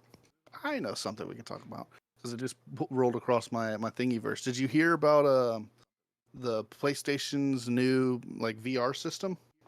Nope. So they came out with a new VR system for the PlayStation 5, and pretty much overwhelmingly, it seems, um, it's just the best in the market. It's apparently really, really, really good. Yeah, but if they don't release any goddamn games for it, It's fair. I'm like the current one. I'm like, I think the current one's fine, but there's just no games coming out for it. Well, I mean, that's not necessarily true. I mean, I know they released, you can play the Hitman games in VR now, which are pretty cool.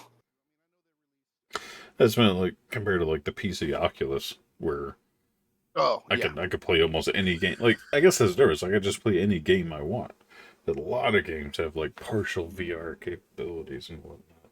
Yeah, yeah. What's your favorite VR game? I don't really have, and I've only kind of dabbled in things. Hell, I own like 4 PlayStation VR games that I haven't even played. Yeah. Because I got them as like a bundle of like Facebook classifieds. But there Mhm. was one that was like I want to say it's like the Star Trek board or not board. What do you call it? The deck, Oh, command the deck, Bridge Crew. or Bridge yeah, Crew. Bridge Crew.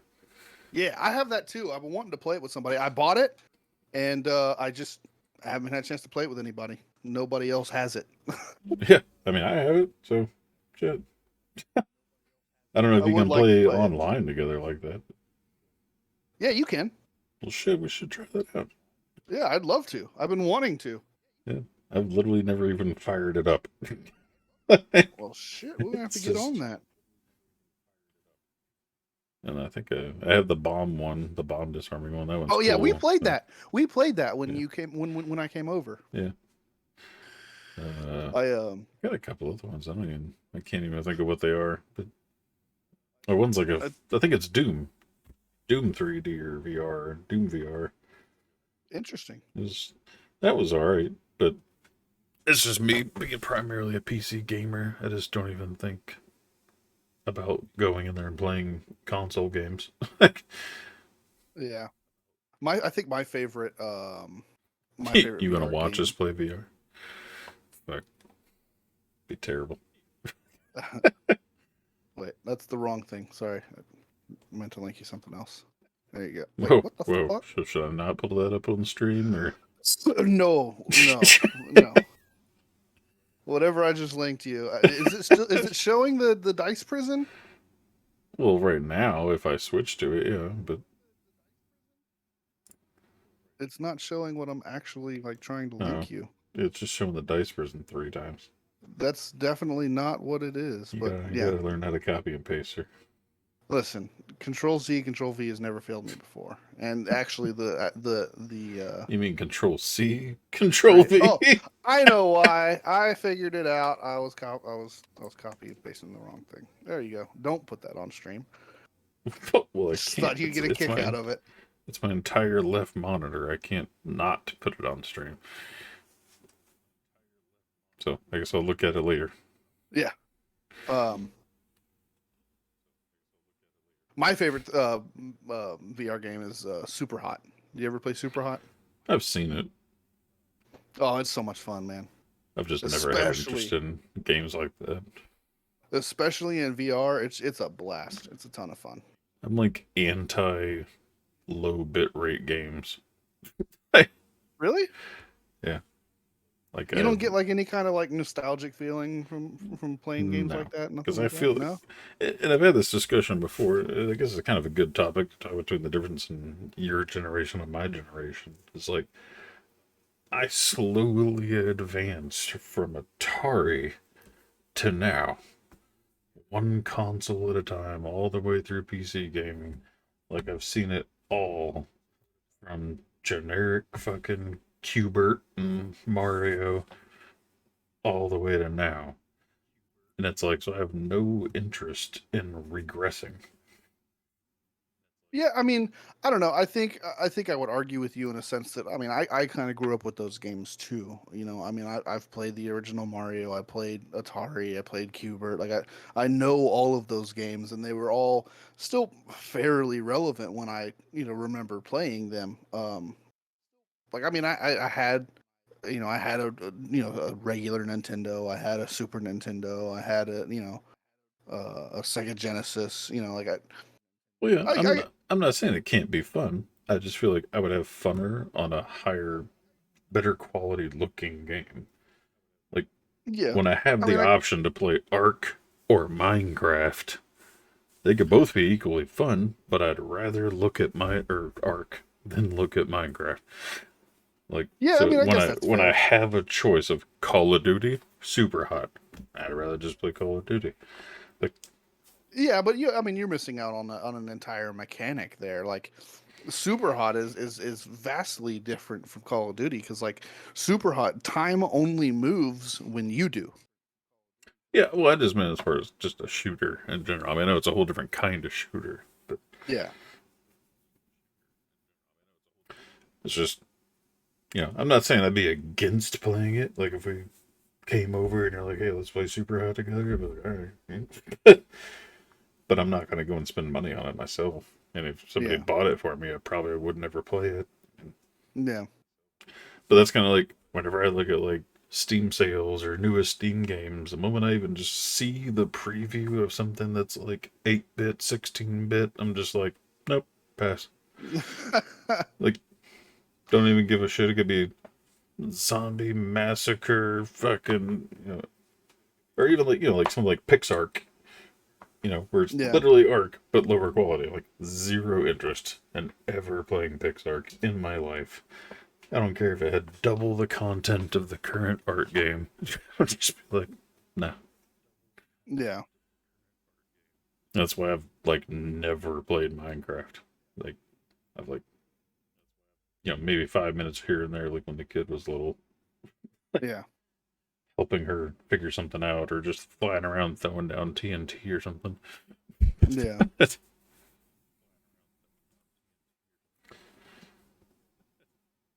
Yeah, I mean, I don't know. The retro revival is a real thing for sure. Like Ben said, like there's this game that I've been playing a lot recently called Loop Hero, and go feel free to look it up on Steam. I think I have It's seen it.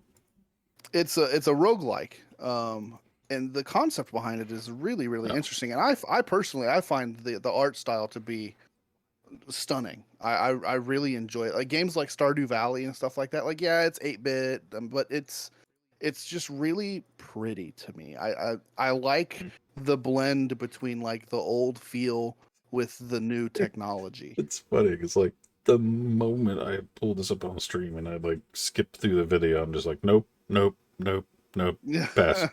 Like I would have never taken more than 2 seconds to look at this across my screen on Steam before I Yeah, just be man. like, nope, hard pass. You're missing out, man. You're missing out. I'm not though. You are, because not everything about games is about the the graphics quality. You I know. know, but I'm saying there's thousands of games out there. That's the thing, though.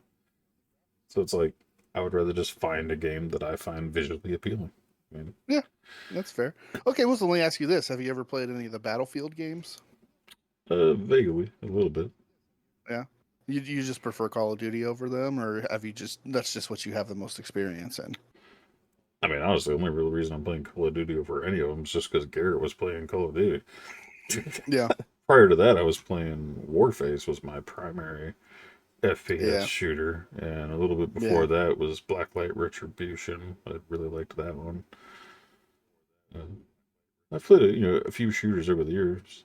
My personal favorite single player one has always been Sniper Elite. Oh yeah, me too. Me too. I can Uh, agree with you on that one. As far as multiplayer, as far as non, Call of Duty is a little different right now with the whole DMZ and War Mode and or Warzone. But as far as like standard multiplayer FPS, like the standard Call of Duty multiplayer, my favorite version of that kind of game is Gears of War, hands down. Like Oh yeah, dude. Have you every played the Gears of War. newest one? No, I haven't. Well, I haven't even played the like second to newest one. I don't think which one was that called? Gears 5. Was it just Gears 5? Yeah. It's Yeah. funny because I have a little ammo box of like it was I don't even remember. I think I got it at QuakeCon or something. Yeah, It I was- have the same one. We have the same Yeah. ammo box. I Yeah. got that. That came with like codes to use in the game and shit, but I've never actually bought Yeah. the game. Yeah. So it's like, but I'm that looking at it right now. I've got it right here. And it's pretty cool. but that always comes down to the whole I don't play single player games very often. So it's like Yeah. And I mean that's just even a shame to hear in itself, because like just the amount of stuff that you're missing out. Like, have you ever played like The Witcher 3, dude, or Skyrim, or like? I've played a little bit of Skyrim. I've never played it all the way through. Oh, I played man. like Elder Scrolls 3 all the way through. It was like the last Elder Scrolls that I actually played through. Yeah. I've watched the wife play like all of the Witchers, so I've kind of indirectly played the Witcher Yeah. Yeah. because she's played them like on the Xbox and the computer, both Yeah. all the way through. And What about like Fallout? You played any Fallout games? not really. That's one game Oh, that it's man. mostly been because of the price point. I've also, for several years now, I don't like paying AAA titles for games. Yeah. So like, I've always had a real good interest in Fallout, but it was like every time it would go on sale, I'd be like, in the middle of an arc season or something, Yeah. or I'd be knee deep back into Warcraft raiding and just never get, the chance. But I think it was Fallout 4, one of the mods for, or expansions or whatever. I really wanted to play Fallout Harbor. Oh, Far Harbor. Yeah. Yeah, that expansion is so good. I know. It It looked it's amazing. dark, it's creepy, it's visceral, it's so fucking Yeah, fantastic. I was like, I dude. really wanted to play that one, but again, like, I just couldn't justify buying the game and buying Far Harbor on top of it because you couldn't just buy it by itself. And Yeah. it's like, nah, I just can't justify paying like $70 fucking for a single player game that I'll probably never finish, like all the other single player games in my fucking library that I've never finished. Like I Yeah. said, like Sniper Elite, one of my favorite FPSs. I have like the last 2 that have come out, and I still haven't beaten either one of them. Oh man. Like, Man, I'm just, how do you I'm just the worst single player gamer. Like, I mean, even things that I really like Star Wars. I have the newest Star Wars on PC. I've Yeah, never dude. gotten more than like a couple hours into it. Oh my god. Like, That's it's an the sequel for that amazing game is about to game. come out, and it is so fucking good, dude. I know. I'm saying, You even are. amazing Oh games, I my still just god! can't do it. What a masterpiece of a game that one, dude. I agree. Oh, I love the game. This seems like a really good storyline, great graphics, great gameplay, just everything about it great. And yet, can't commit. you know, I've got a single player game that I think you might enjoy that has potential for multiplayer as well, and that's Elden Ring. Another one. That's another one. I actually got the what do you call it? Like cracked version of it, Yeah, and I played it long enough to make sure the crack worked, yeah. and then gave it to the because I was only getting it for the wife, so I downloaded it long enough just to make sure it worked.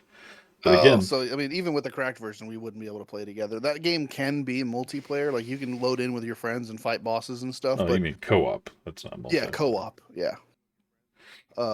There are mods for it that you can play like active multiplayer. So like I can load into your world and like go wherever the fuck I want. You know. But that's a mod. But yeah, dude. Oh my god, that's such a good game. I've never been a fan of like the Dark Souls games. I don't like them. I don't like torture like that. But Elden Ring, man, was tons of fun.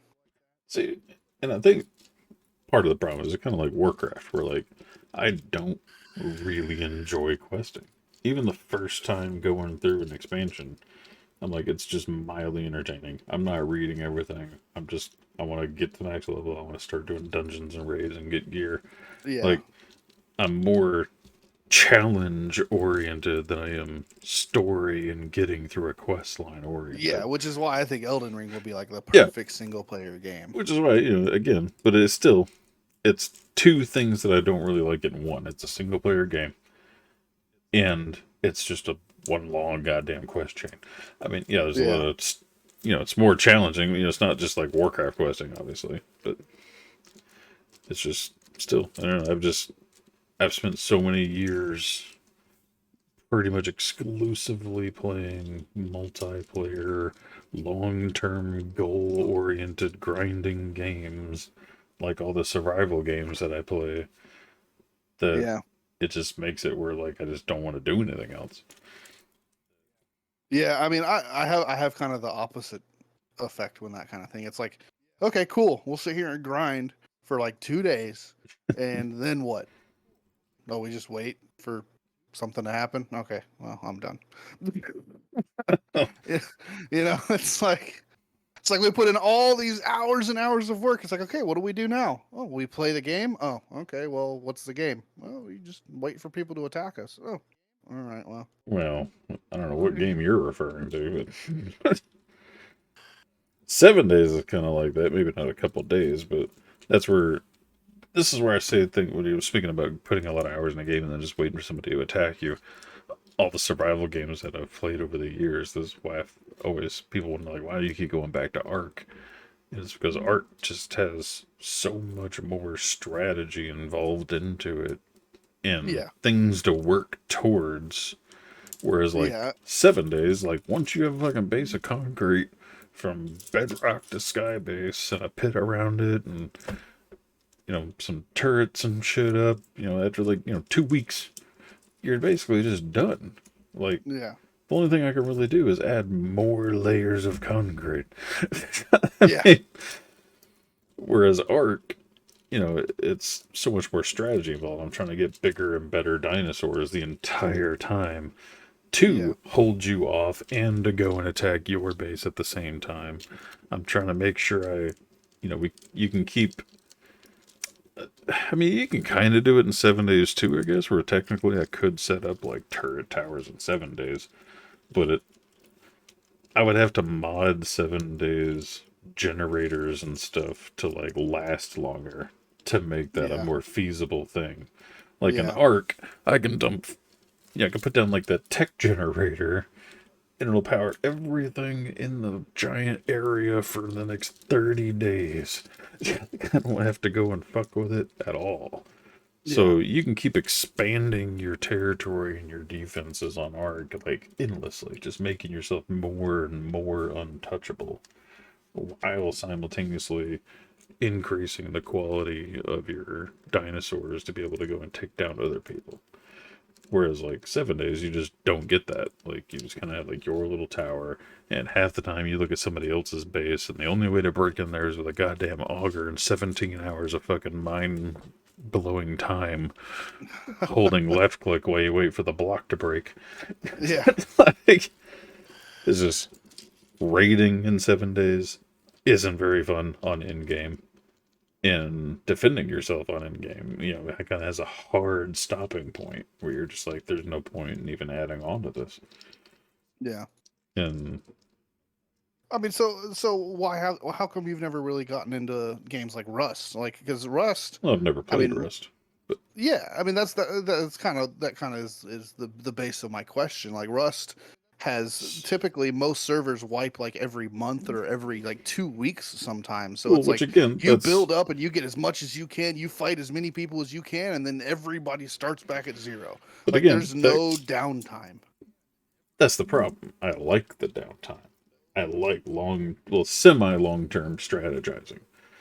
That's why I like when me and Shane, the person I primarily play Arc with, when we look for a server, we're looking for ones that have 3 to 6 month seasons because I want a long term goal. I want to strategize. I don't want to just start all over every 2 goddamn weeks. Like that just sounds terrible. Because there's Arc servers that are like that. They're like, 100 Yeah. times, 1,000 times XP and gathering, instant breeding. Like there's servers that are built like those fast paced Rust servers. But the reason I never got into Rust was originally, like when I was still in the 7 days prime, which was when Rust was first making its name, was Rust always looked to me like 7 days without the zombies. Yeah. Because then I was like, well, what's the point? I'm basically already playing Rust with zombies. Yeah. So why don't I just keep playing this? But Yeah. then I Rust kept getting better, and 7 days kept focusing on PvE. And it was like, and then it was like, by the time I got interested in Rust, well, now Rust is $40, and half the people that I know that used to play it aren't playing it anymore. Yeah. I mean that was kind of the thing. Like Rust has always been more PvP focused than PvE, and it seems like, the Arc and 7 days are kind of the opposite, right? Like it's a lot of PvE and a little PvP every once in a while. Arc is a strong 50-50 in my opinion. Like Yeah, I can agree with that. it's a constant PvP war. Like you can't go anywhere without expecting to get shot, grappled, eaten. Hell, just today before I joined you, somebody showed up at our little 2x2 stone hut and tried to shotgun me. I mean, shit. So, I mean, we've been playing that for 2 days. I already had somebody at my door with a shotgun. Like, in 7 days, it might be 2 weeks before I have a PvP encounter. Like, Yeah. Yeah. but then other ones, like Conan, was always really cool. I like that concept of, like, taming slaves for your guards and whatnot, and the different animals and stuff. The problem with that Yeah. one was always the gods in the beginning, where, like, you just get this god and just one-shot any base. Doesn't matter how big it is, how many guys they have. They just walk out, woof, wiped you out. It's like, Yep. well, why would I want to play that? Like, I'm gonna spend 2 weeks building this base. You're gonna spend 3 days getting the materials for a god and wipe me out. Like, no thanks. Pass. And then probably still one of my. It's kind of a tie, I guess. I do really like Space Engineers. That was my first survival game, Yeah. as well as still one of my favorites to this day because it makes you think more. It requires more of an engineering brain, literally in the name, Space Engineers, Yeah. than just slapping down walls and turrets like you do on Ark or any other survival game. Yeah. It requires more to really like think about your ship, like layering your walls and armor, but not making it too heavy that you don't move very fast. Like it takes a lot of engineering and planning to make a ship that's both strong and maneuverable and can fight off somebody at the same time. Yeah. And the same concept comes into your base design. You technically want something that could move if you need to, but it also has to hold your thousands of storage and crafting stations and Yeah. but that game, even now on the server that I last played on, it still ends up it's too big. Like, you can't find people. I could have the Yeah. biggest badass ship perfectly designed, ready to take on anybody, but I literally might just float around in space for 3 hours a night, hoping to find somebody. Yeah. Just like raring to Like, go, and just there's yeah. nobody there. Whereas, like, all the other survival games, I will find somebody. Like, Yeah. there's no doubt about it. I can find somebody to fight every day of the week if I wanted to. In Space Engineers, you you want to fight somebody, and you almost have to like beg people to come out and fight you. Yeah. You're just not gonna find anybody. But How the do you problem feel is, about if you made it too small, well, then you'd never get started. yeah? How do you feel about games like Eve Online or Dude, um Eve, I would love to get deep into Eve because it fits all my check boxes. It has long-term goals, short-term goals, farming goals. Like, you can put as little or as much time as you want into it, as well as group coordinating, as politics, and just all kinds of shit that I like in all the games that I play combined. But nobody I know has any interest whatsoever in playing it with me. yeah, I mean, I'm definitely interested in something like that because I have a game called Star Citizen. Yeah, And that is kind of in the same vein as Eve Online, right? Like a player-driven economy and politics, and you know, just player-driven like lawmaking and upholding like all of the police force. It's players. It's like a true like real like yeah. role-playing survival simulator. You know. The only thing I mean, I haven't kept up with Eve over the years, but the last time I have played it several times over the years, and I haven't gotten very far, but I've played it several times, enough to know enough about it. Yeah. And the biggest problem I had with it in the beginning was a lot of games, like we'll take Warcraft for example, another MMO. So, well, depending on which game you're talking about, Ben, like Eve, you don't have to dump money into it at all. A lot of games that people think you have to, you don't. Other Yeah, than like Star the Citizen's subscription. another I mean, one. you do have to pay the $15 a month, which does kind of suck. Same thing with Warcraft.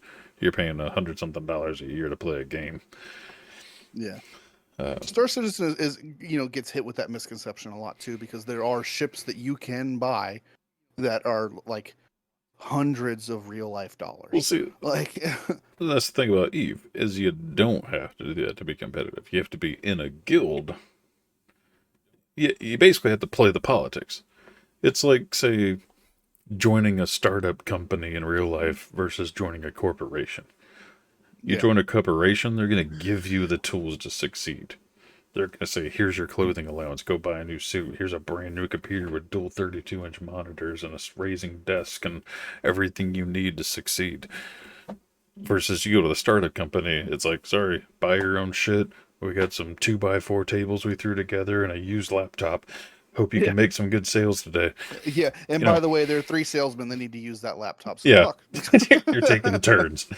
Like, so again, like when you go to Eve, you're literally, they're called corporations, and you're looking for a corporation that is established and can help you succeed. And you literally interview with these people like guild masters and say like, hey, these are my goals and my interests, and how can I help you, and how can you help me? And you get recruited basically as an employee to a guild or a corporation in Eve, and Yeah. they'll start you off, it's literally like a promotion program, just like at a real job. They'll say like, all right, you're brand new. We're not just going to give you the biggest, baddest ship in the world. We're going to start you off with like mining operations. We'll get people with a mining ship. We'll tell you what you need, where to go. We'll even have people come and escort with you. And it's literally a group operation, and you might be stuck doing mining duty for a couple of weeks until you prove that you're not blowing up a ship everywhere you go. Yeah. And you're like, hey man, I really have an interest in combat. And they're like, okay, cool. We try and do weekly battles. We'll set you up in a fighter to escort some of our bigger battle cruisers. As long as you can follow orders and whatnot, you'll come to the fights with us and man a fighter. And then as kind of like military rank, you prove yourself as a fighter. You move your ship up into a battle cruiser. You keep moving up and up and up. But the guild provides basically everything. It's a group contribution. Yeah. That's You just so don't have to buy enticing. and do anything. I always thought it would be cool to like start one of these corporations and like be those people. Yeah, You yeah. know? Which is, much like every game I play. I always want rum to have its own thing. Which is, Yeah, but it seems like it's one of those things where you'd have to join a corporation for a while, get built up, get a reputation, get you some money in your yeah. fucking pocket, and then go off and start your own corporation. And again, You know? you can do things like that. As long as you're communicating with the leaders of that corporation, you could say my goal is to branch off on my own and be an ally of yours, Yeah. and they'll have a path for that as well. Well, I was saying initially, the main problem I had with Eve back in the day was like Warcraft. Every time they release an expansion, there's a set of goals they give a player to obtain before the next expansion comes out. And it's pretty standard of kill these raid bosses, get this mythic rating, get this PvP rank, depending on which what do you call it, avenue of the game you want to play, Yeah. whether it's dungeons, raids, or PvP. And then every like couple months they come out, with the next season or whatever, and they restart those ranks and restart that gear grind and boss grind until the next expansion comes out. And then the next expansion comes out, it's a big overhaul, higher level cap, etc. You start the whole process over again. The difference in Eve is instead of coming out with a different set of goals for you to meet every like 1 year, they came out with a set of goals that was like a 10-year fucking goal mark. And this was, if you look at it from like a Warcraft talent point perspective, it was like after a month, you'll have the first row of talent points. After 3 months, you'll have the second row. After 6 months, you'll have the third row. Like, imagine, like, from a Warcraft perspective, if you started the expansion, or let's say you started a brand new level 1 character, and they told you after 1 year of work, you'll be level 60 and you can start doing raids. You would have looked It's at like- your friend and be like, how about you go fuck yourself? I'm not going to play Yeah. this game for a year before I can do in-game content. Like, have you lost your mind? But that's literally what Eve was before. In order to make the largest capital ship for you or the corporation, whatever, the biggest ship you could craft, it was like 2 years minimum, because it was a time base, or there was no way to rush it. It was literally just queuing it up. I'm trying to think of another thing that's like it. You would just say, I want to learn this, and it would take 6 hours to learn that. And then the next thing you go to learn takes 10 hours, and the next thing takes 15 hours. Yeah. And that's how it was. It went all the way up to the last one. And like I did the math at that time, and it was like, yeah, it was going to take like 2 years before I could ever personally make that ship. Yeah. And I was like, this is fucking retarded. To the point that I even kept paying for my subscription for like 4 months and just would log in and queue up my learning things and log out. Like that's all I did for months. Thinking, well, when I do come back and play this game, I'll be ready. Yeah. Like Um, Clash of Clans. Yeah, Ben. I fucking love Clash of Clans. I gotta Yeah. say it right now. Yeah, that's like trying to catch up to your buddy in Clash that's been playing for 10 years. And you're Yeah. like, all right, well, I'm never going to get there. Except, in Clash of Clans, you can dump money into it to catch up. On Eve, there was no dumping. There was nothing to help you catch up. It was literally just the time. Yeah. They changed a lot of that several years ago, where they came out with like a free-to-play version that you could learn up to a certain level without paying your subscription. And then I know at some point in time after that, they did make it like easier, basically, where it wasn't going to take you 2 years. Now it's only, I think it's only like 6 months or something before you can make that top tier ship. Yeah. But it was also the point that you couldn't even pilot that ship until you unlocked that. So it's like, even if you joined this corporation and it was your best friend was the leader, like, it's not like you could be like, oh, well, here's a top tier ship. Yeah. You have to learn how to pilot it. Like, you have to put in your time just to be able to pilot the ship. But it's that kind of stuff that actually makes it appealing to me. I like long-term goals, which is why I like playing things like these survival games versus a single-player questing game. Yeah. Because once I beat Elden Ring, it's over. I mean, not necessarily. I mean, you can play it New Game No. Plus, you know. I'm not going to go play it on a harder difficulty. I'm not going to go achievement hunting. I'm going to be done with it. You know, same thing on Warcraft. Don't keep going back and try and do things on a harder difficulty. I move on to the next fucking expansion or the next raid. Yeah, but I mean, some could argue that that's like, well, I mean, you're making multiple characters, so you kind of are going back and doing the fucking beginning shit all over again. Yeah, to an extent. But that's what the goal of doing the in-game content with those characters. Yeah. Now, something like Elden Ring kept coming out with expansions or something. Oh, they are. They Well, just announced yeah. a new expansion that they're releasing soon. But no, I mean, I like Wait. the idea of like a. You talking about the VR game, Ben? Or is that a different game? Star Trek Fleet Command?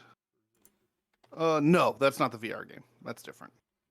What's Star Trek Fleet Command?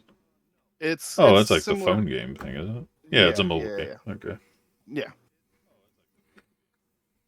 But like with Elden Ring, like even without the expansions, right? Like I think the appeal of beating the game and being able to go back in New Game Plus is because like you can start a brand new game, but you keep all of your items from your last playthrough. So like you're just like this fucking giant fucking beefcake going through decimating. So it's like Diablo. Yeah.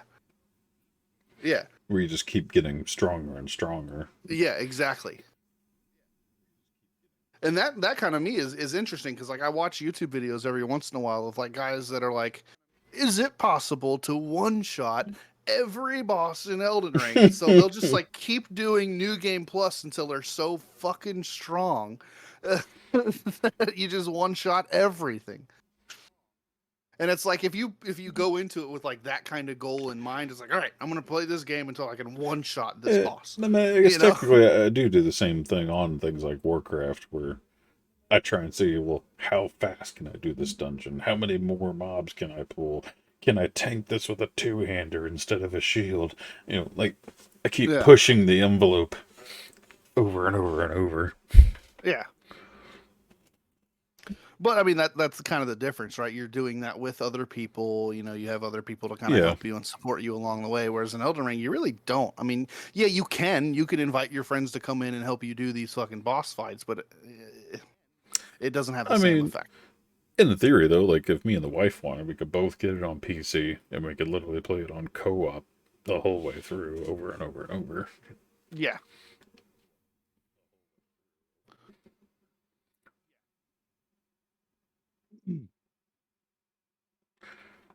But anyway, yeah.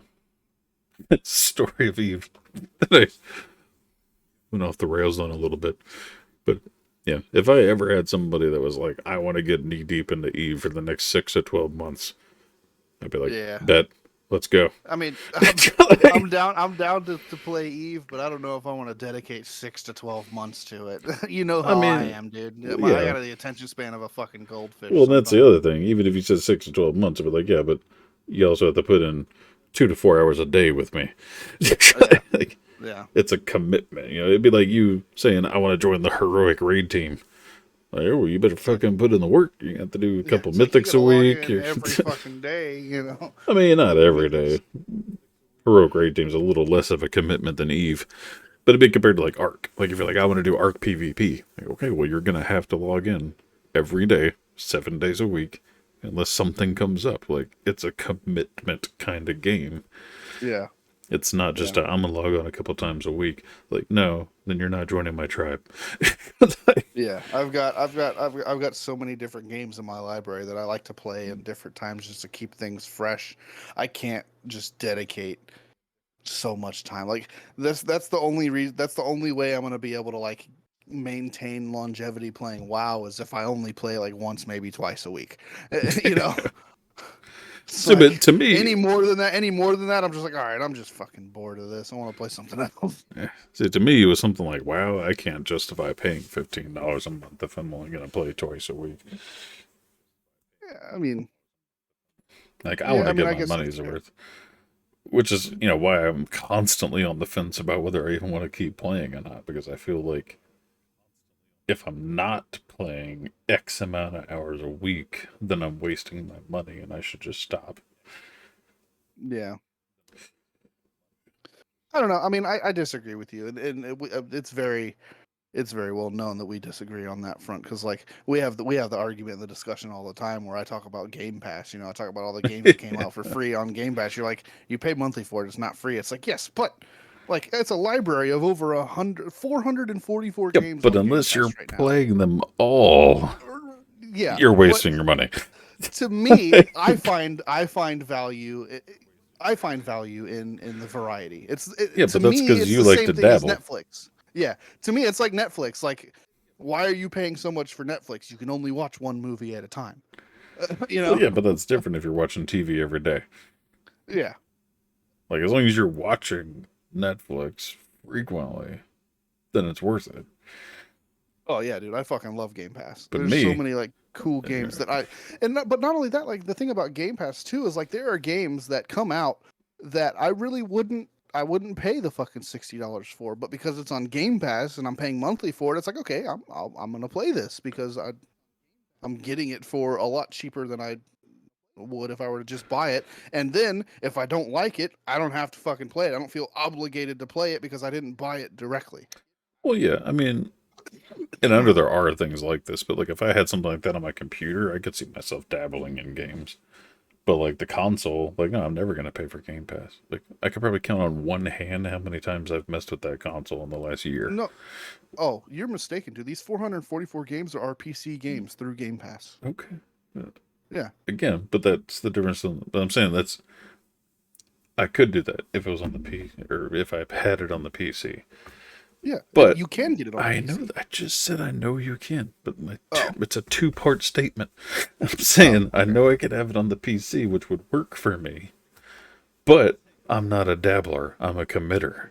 Yeah. So to me, there's no point in having 44 fucking games when I'm going to pick one and commit to it.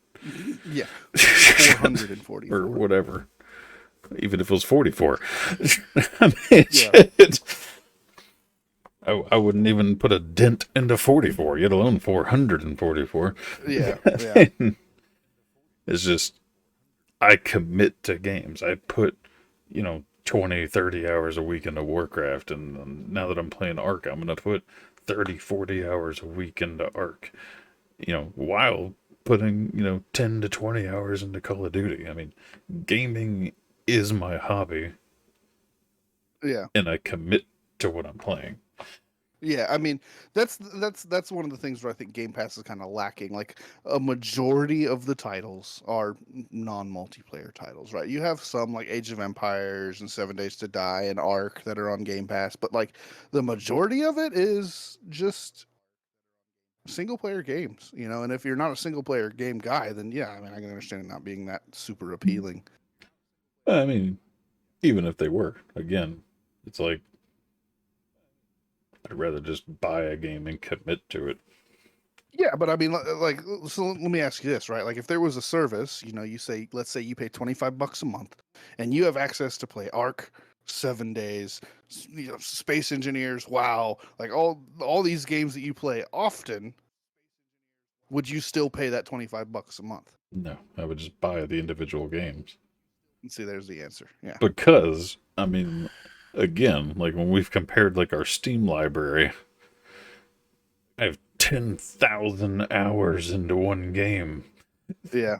No, I'm not going to pay $25 a month To get that, I'd rather pay $25 once.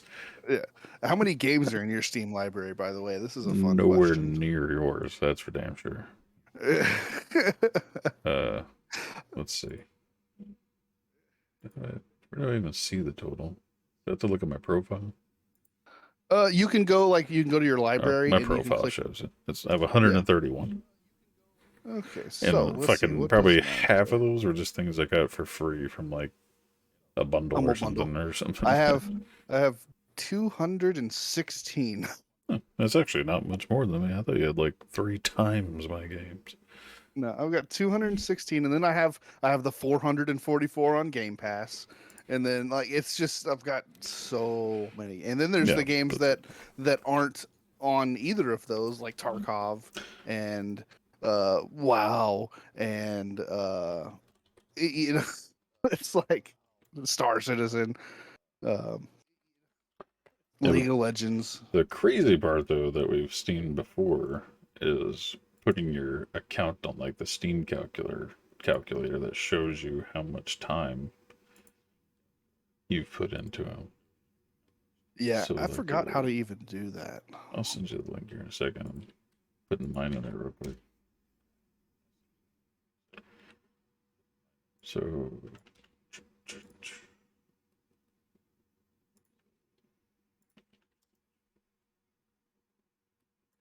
Let's see. How do I get my profile URL? So you go to your profile and just right click on the page and hit copy URL. Copy page URL. There we go. All right, let's see. Okay, so what's your account value? Hang on.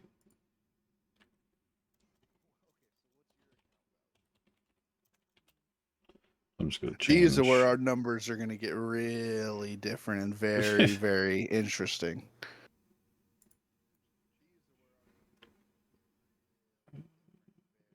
How do I? Oh, yeah. All right. Crap. I can't see it to know whether it's showing. Yeah, it should be showing, right? Yeah, it's showing. Okay. So, look here. I have 19,000 hours on my Steam account. And what do you have? Well, let's start with account value first. So you've got an account value of $428. Yeah. I've got an account value of $1,212. Yeah. So 3 times the amount. And how many hours have you gotten out of that $1,200? Fuck me, dude. Oh, you ready for this number? Yeah, I know it's like what 2,000, No, 3,000. it's more than that. It's 4,295 hours. Average playtime of 22 hours and 7 minutes. Yeah. So look at what's your average price per hour? Average price per hour is $8.80. What does that math? I thought that was something different than.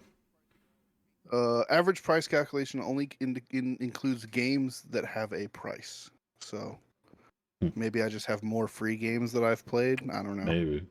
You'd think with 19,000, mine would be like dirt cheap or something. No. But yeah, again, commitment to the game. I have a Steam profile that's 1/3 the value of yours, but 4 times the amount of hours that I've put into it. And it's funny because we are the same Steam level too. I'm also level 31. Yeah. And I've been on one less year than you. I'm at 10.3 years. You're at 11.9 years. Well, 1.5 years, but Okay. Well, yeah, still. But still, I mean, again, where it's like, yeah, I don't need a Game Pass. Like, I got 19,000, and this is just Steam. Scroll down. This is the fun one. Games by time played. So scroll down a little bit. Where? It's past your Steam ID. Right there. Oh. So 12 hours or more. 12 hours or more. You've only played 28 games for more than 12 hours. Yeah. You have 72 games in your library that you have never played. And you know what's funny about that number? I have 75. So 75 games in my Steam library that have never even been downloaded. What's funny is when I look at my library, I can't even think of 75 games in my library. Like, it doesn't seem that long. But Oh, dude, mine is just, it's a Rolodex, dude. It just keeps fucking going. oh yeah, since I have this whole screen pulled up, I was gonna pull. There's one game that I am the exception to the rule of low quality games, and I played and beat it on like Xbox One, and I have it on Steam. Brutal Legend.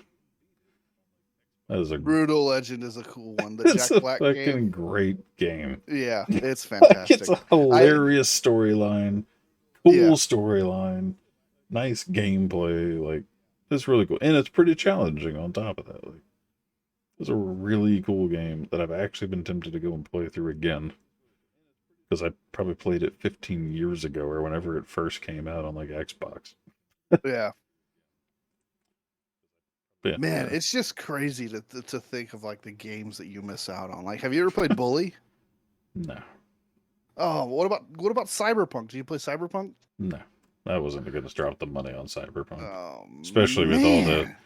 brokenness that you heard about it. Like, See, so okay, well, this is a good topic. We could talk about Cyberpunk for a minute, because it's been published recently that Cyberpunk is, the sales are starting to go up, and they're starting to level out.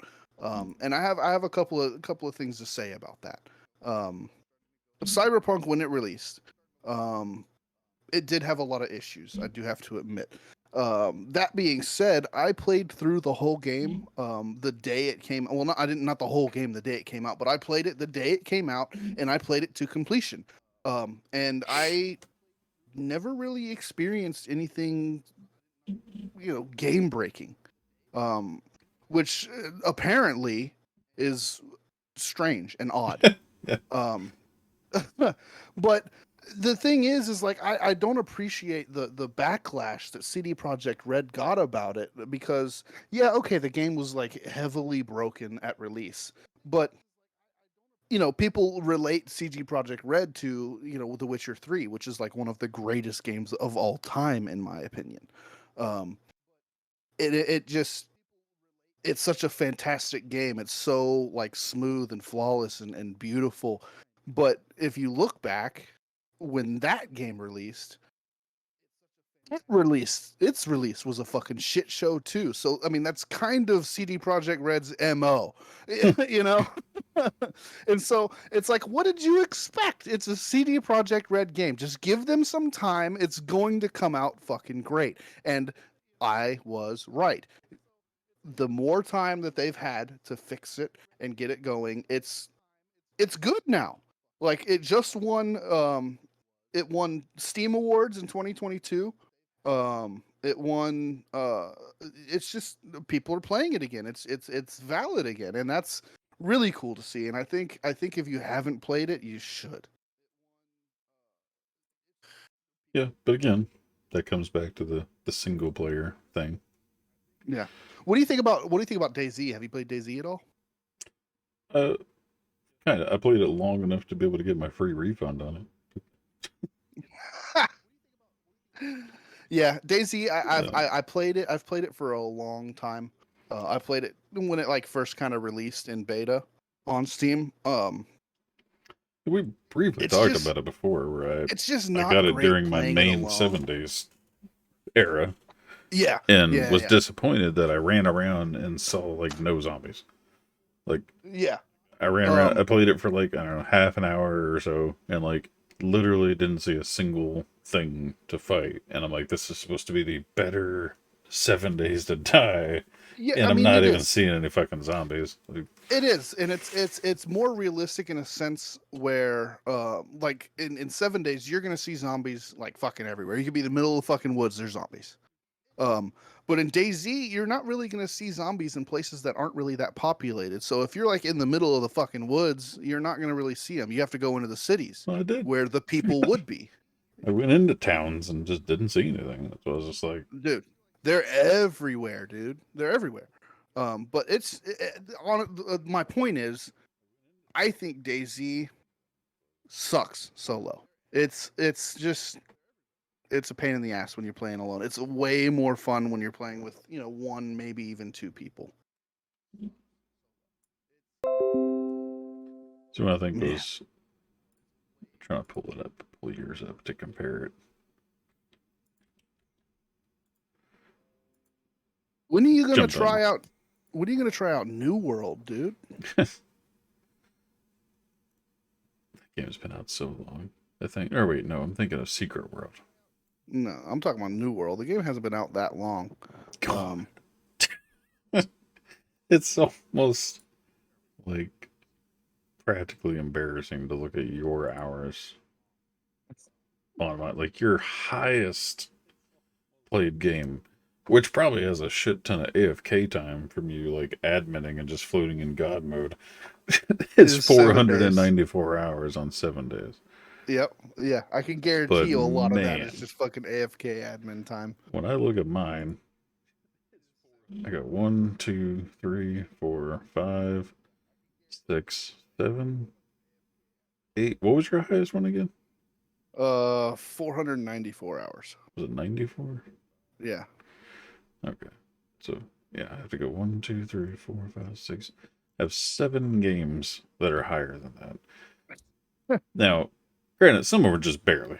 I have 560, 594, 707, and then it jumps up to, Dead by Daylight. I have double hours in that game as your highest played game.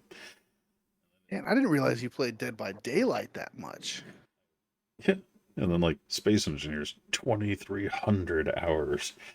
Like just Well, I mean, that's 5 kind of the thing, times though, the for amount. you, though, right? 7 That's days kinda- to die, 5,000 hours. That's kind of the thing, though, right? That's not super impressive when you consider that you really only play like maybe 4 games, 5 games consistently. It's like Ark, 7 days, Space Engineers, been a WoW, lot.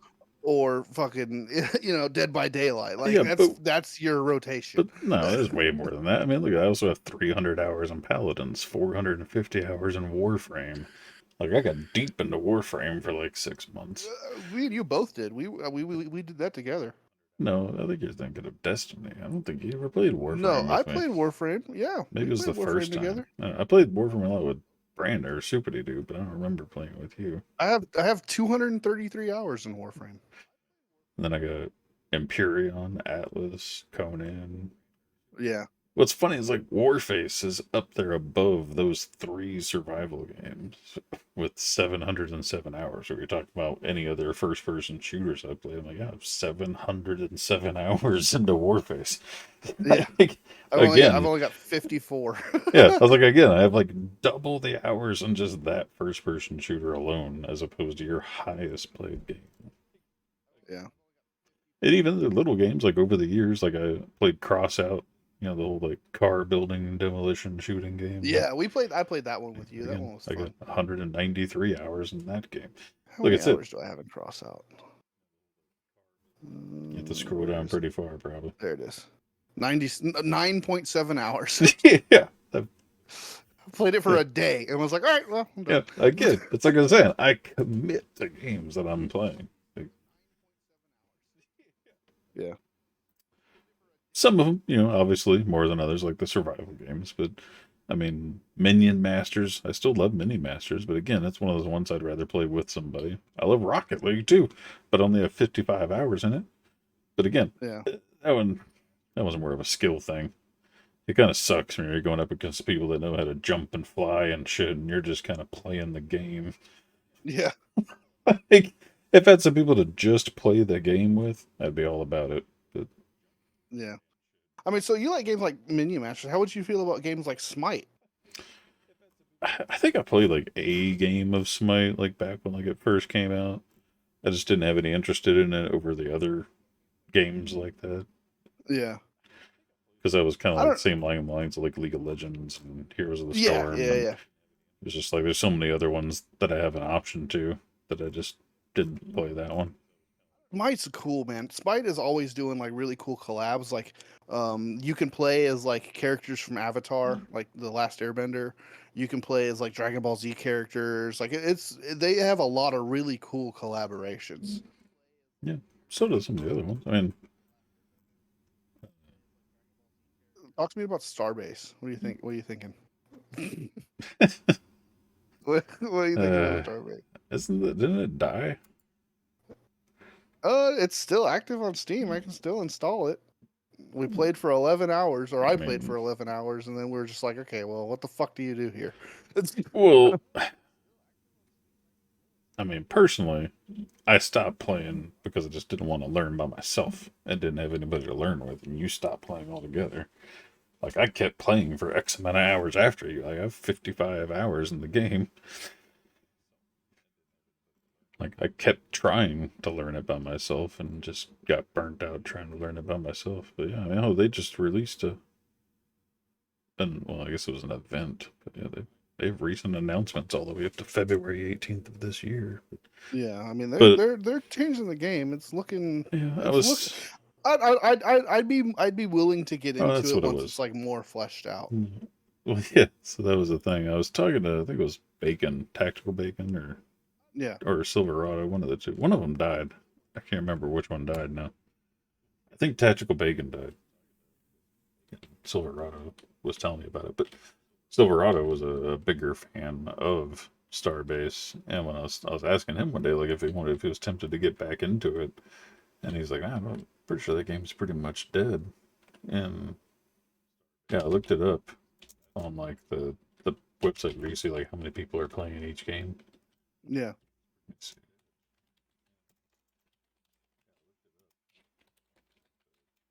And it was like practically nobody. Like it's dead as fuck. You know what I think would be fun for us to play together that we should try? Yeah, Starbase right now across everywhere. 21 players. Yeah, it's a dead game.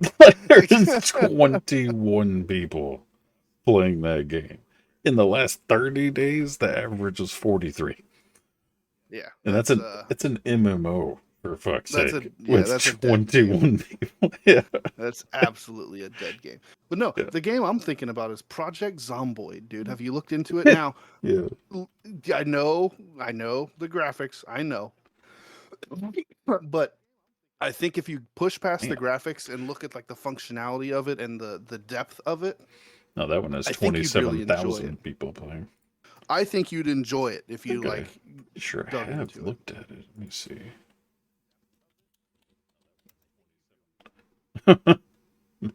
Wait, hang on. Let me go back. Dang it. It's literally on my ignored list. Dude. Okay, so funny thing. It was on mine for the longest time, and I came across a because it's just a YouTube little channel. like town building game. Yeah, it's No, it's like Prison Architect. No, Project Zomboid. Literally watching the video of it. No, it is absolutely nothing like that. I promise you. I have 24 hours of playtime in it. I promise you, it is nothing like what you expect.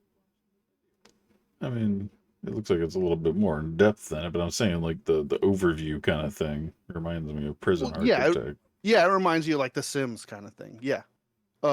But no, like it's so detailed, like to the point where like you can take like a metal pipe, right, and you can break a window of a house, and if you don't like right click the window and like clear off all the like the extra glass left from the window, and you just jump through the window, you run the risk of like cutting yourself and start bleeding, and then you have to worry about like patching that up and stop bleeding or and get infected and shit. Like it's extremely detailed, and the store page and the videos and the pictures really don't give the game the justice that it deserves. And that's why it was ignored on mine for so long. And then until I came across this YouTuber that was playing it, I was like, you know what? I've seen a lot about this game. Let me watch a couple of these videos and kind of see what it's I'm in the middle about. of streaming. What? And it's Good night. insane. It's insane. It's such a wonderful game. Yeah, I mean, it looks like a well fleshed out game. It's just, again, like, it was on my ignore list just because it kept popping up for, like, survival Yeah. games, and I'm like, no, I Yeah, can it is tell a you I'm survival not. game. Yeah, I meant, like, Ark type survival games. Yeah. And that's what's, because even right here, like, it's literally on the page, similar to Ark and 7 Days to Die. And I'm like, Yeah. not really. It is though. I'm It not really building is. a base and defending it against other players. You're building a base and defending it against a horde of fucking zombies. Even though it does say online PvP. It's, Yeah, there can be online PvP. There are servers that do PvP and stuff like that. Yeah. yeah, I But mean, the PvE in this game is so intense, you really don't even need PvP, honestly. Yeah. Like, if you think you're going to run up into the city and go loot this food store for some food for your base and, like, kite around, 15 zombies, you're gonna fucking die. Like, unless you're high level and you've, like, trained and you've, like, read books and you're intelligent, like, your character stats are good, you're not fighting more than, like, 3 zombies at once or you're going to fucking die. well, I mean, you can say the same things about things like 7 Days. Bullshit, dude. Bullshit. In 7 days, level 1, I can kite around 5 fucking zombies and kill them all and I'll be fine. But you said fight. I'm talking about, like, get in their face and fight. Yeah, no. Like, starting out, you are fighting 1 zombie at a time. Any more than that, you're dead. Maybe you just got to get good. I don't know. I'm just saying, it's a lot of fun. I think you should give it a shot. I mean, I'm not going to give it a shot. I can tell you that. But I will admit that it looked cool, and it definitely is a popular game. Average players in the last 30 days is 35,000 people. Yeah, man. I mean, the numbers speak for themselves. And yeah, that game's gone nothing but up and up and, well, no, maybe not nothing but up and up. Damn. January 2022 went from, like, month by month, went 40,000, 24,000, 15,000. It just went boom, boom, boom, boom. Just fucking dropped down. Yeah. And then all of a sudden started ramping up. Went 20, 22, 19, 18, 21, 28, 34, 38, 35,000. Shit. Almost makes you wonder if that, like, correlates with, like, a sale or something, you know? Yeah, probably. What do you think about the game called Reign of Kings? It's like a medieval survival game. Pull it up, but I also just want to make you keep aware of the time. Oh, yeah, it is getting that time. Is it on Steam? Rain of Yeah, it's on Kings? Steam. Wait, like on rain, Steam. like water rain? No, reign like I reign over these people. Spell REIGN, reign. it. Oh, there it goes. Swear it popped it up. Yeah. Damn, it's only a $2.50 game right now. Yeah. Basically, looks like a knockoff of Medieval Engineers. Yeah, kind of. But I think it's a little bit more polished than Medieval Engineers. I'd never played Medieval Engineers. I've always wanted to try it, but I figured this would be like a better version of it because I've heard Medieval Engineers is kind of fucking janky. Well, mostly just probably because they stopped putting effort into it. But this game's also old. Jesus. Yeah, it's pretty old. I've seen several other, like, Medieval Engineers types games over the last year or two that I've. Yeah, I mean, I've got a couple of them on my wish list, like games that I've wanted to like try with you. Like the Black Death looks like a really fun one. Yeah, I know I've looked at that one before. Medieval Dynasty looks like a really fun one. There's one on my wish list. I don't know, it's not medieval, but there's one that I'm still waiting for it to, like, have an official. It's Just Us. Just Us. Yeah, that one doesn't even have a release date yet. It's just coming soon. It looks super pretty. Looks like it's going to be pretty cool. It's got cars and boats and. Oh, wow, look at that. Is it a zombie thing? Story is about a couple set on an island created due to global warming that has flooded most of the Earth's surface. Okay, yeah, sure. Yeah, and then the last line, which makes you wonder, like, what is it? Because it just says, "Are we truly alone in this world?" Yeah. but it says it has animal breeding, pet system, dynamic weather, crafting, farming, vehicles, fishing. Like, cooking, gathering weapons. Yeah, that's fucking sick. That's pretty good. and I don't know if it'll actually have any enemies other than just wildlife, but it just looks like a fun game, like a more of a realistic survival game. Yeah, sure.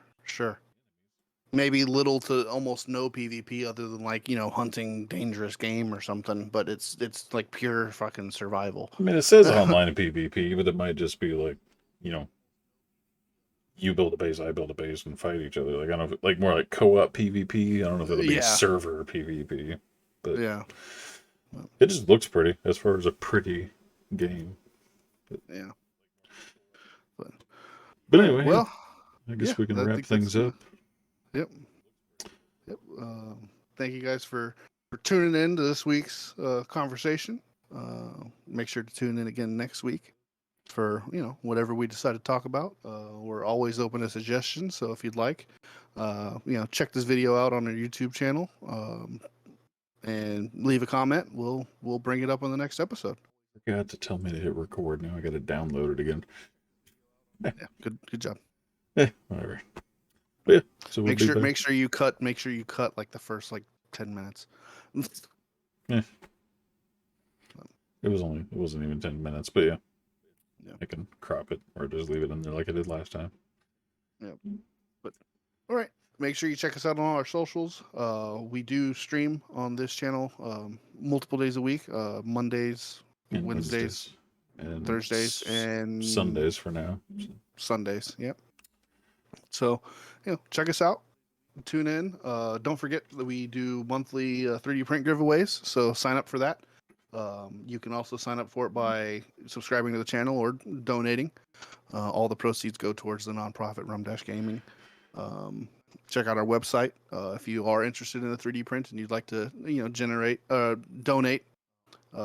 We can work out printing something for you if you have anything in mind. So make sure you check that out. Hopefully soon we'll start. I don't know how it'll work with this orange cover, but I'm gonna try and start streaming the resin printing. But we'll see how that looks. Whether you can even see what's going on in there or not. But yeah. If anything, post pictures on the website or our socials of all the things we make. Yep. Yeah. So once again, thanks for tuning in, and we'll catch you next week. Have a good night.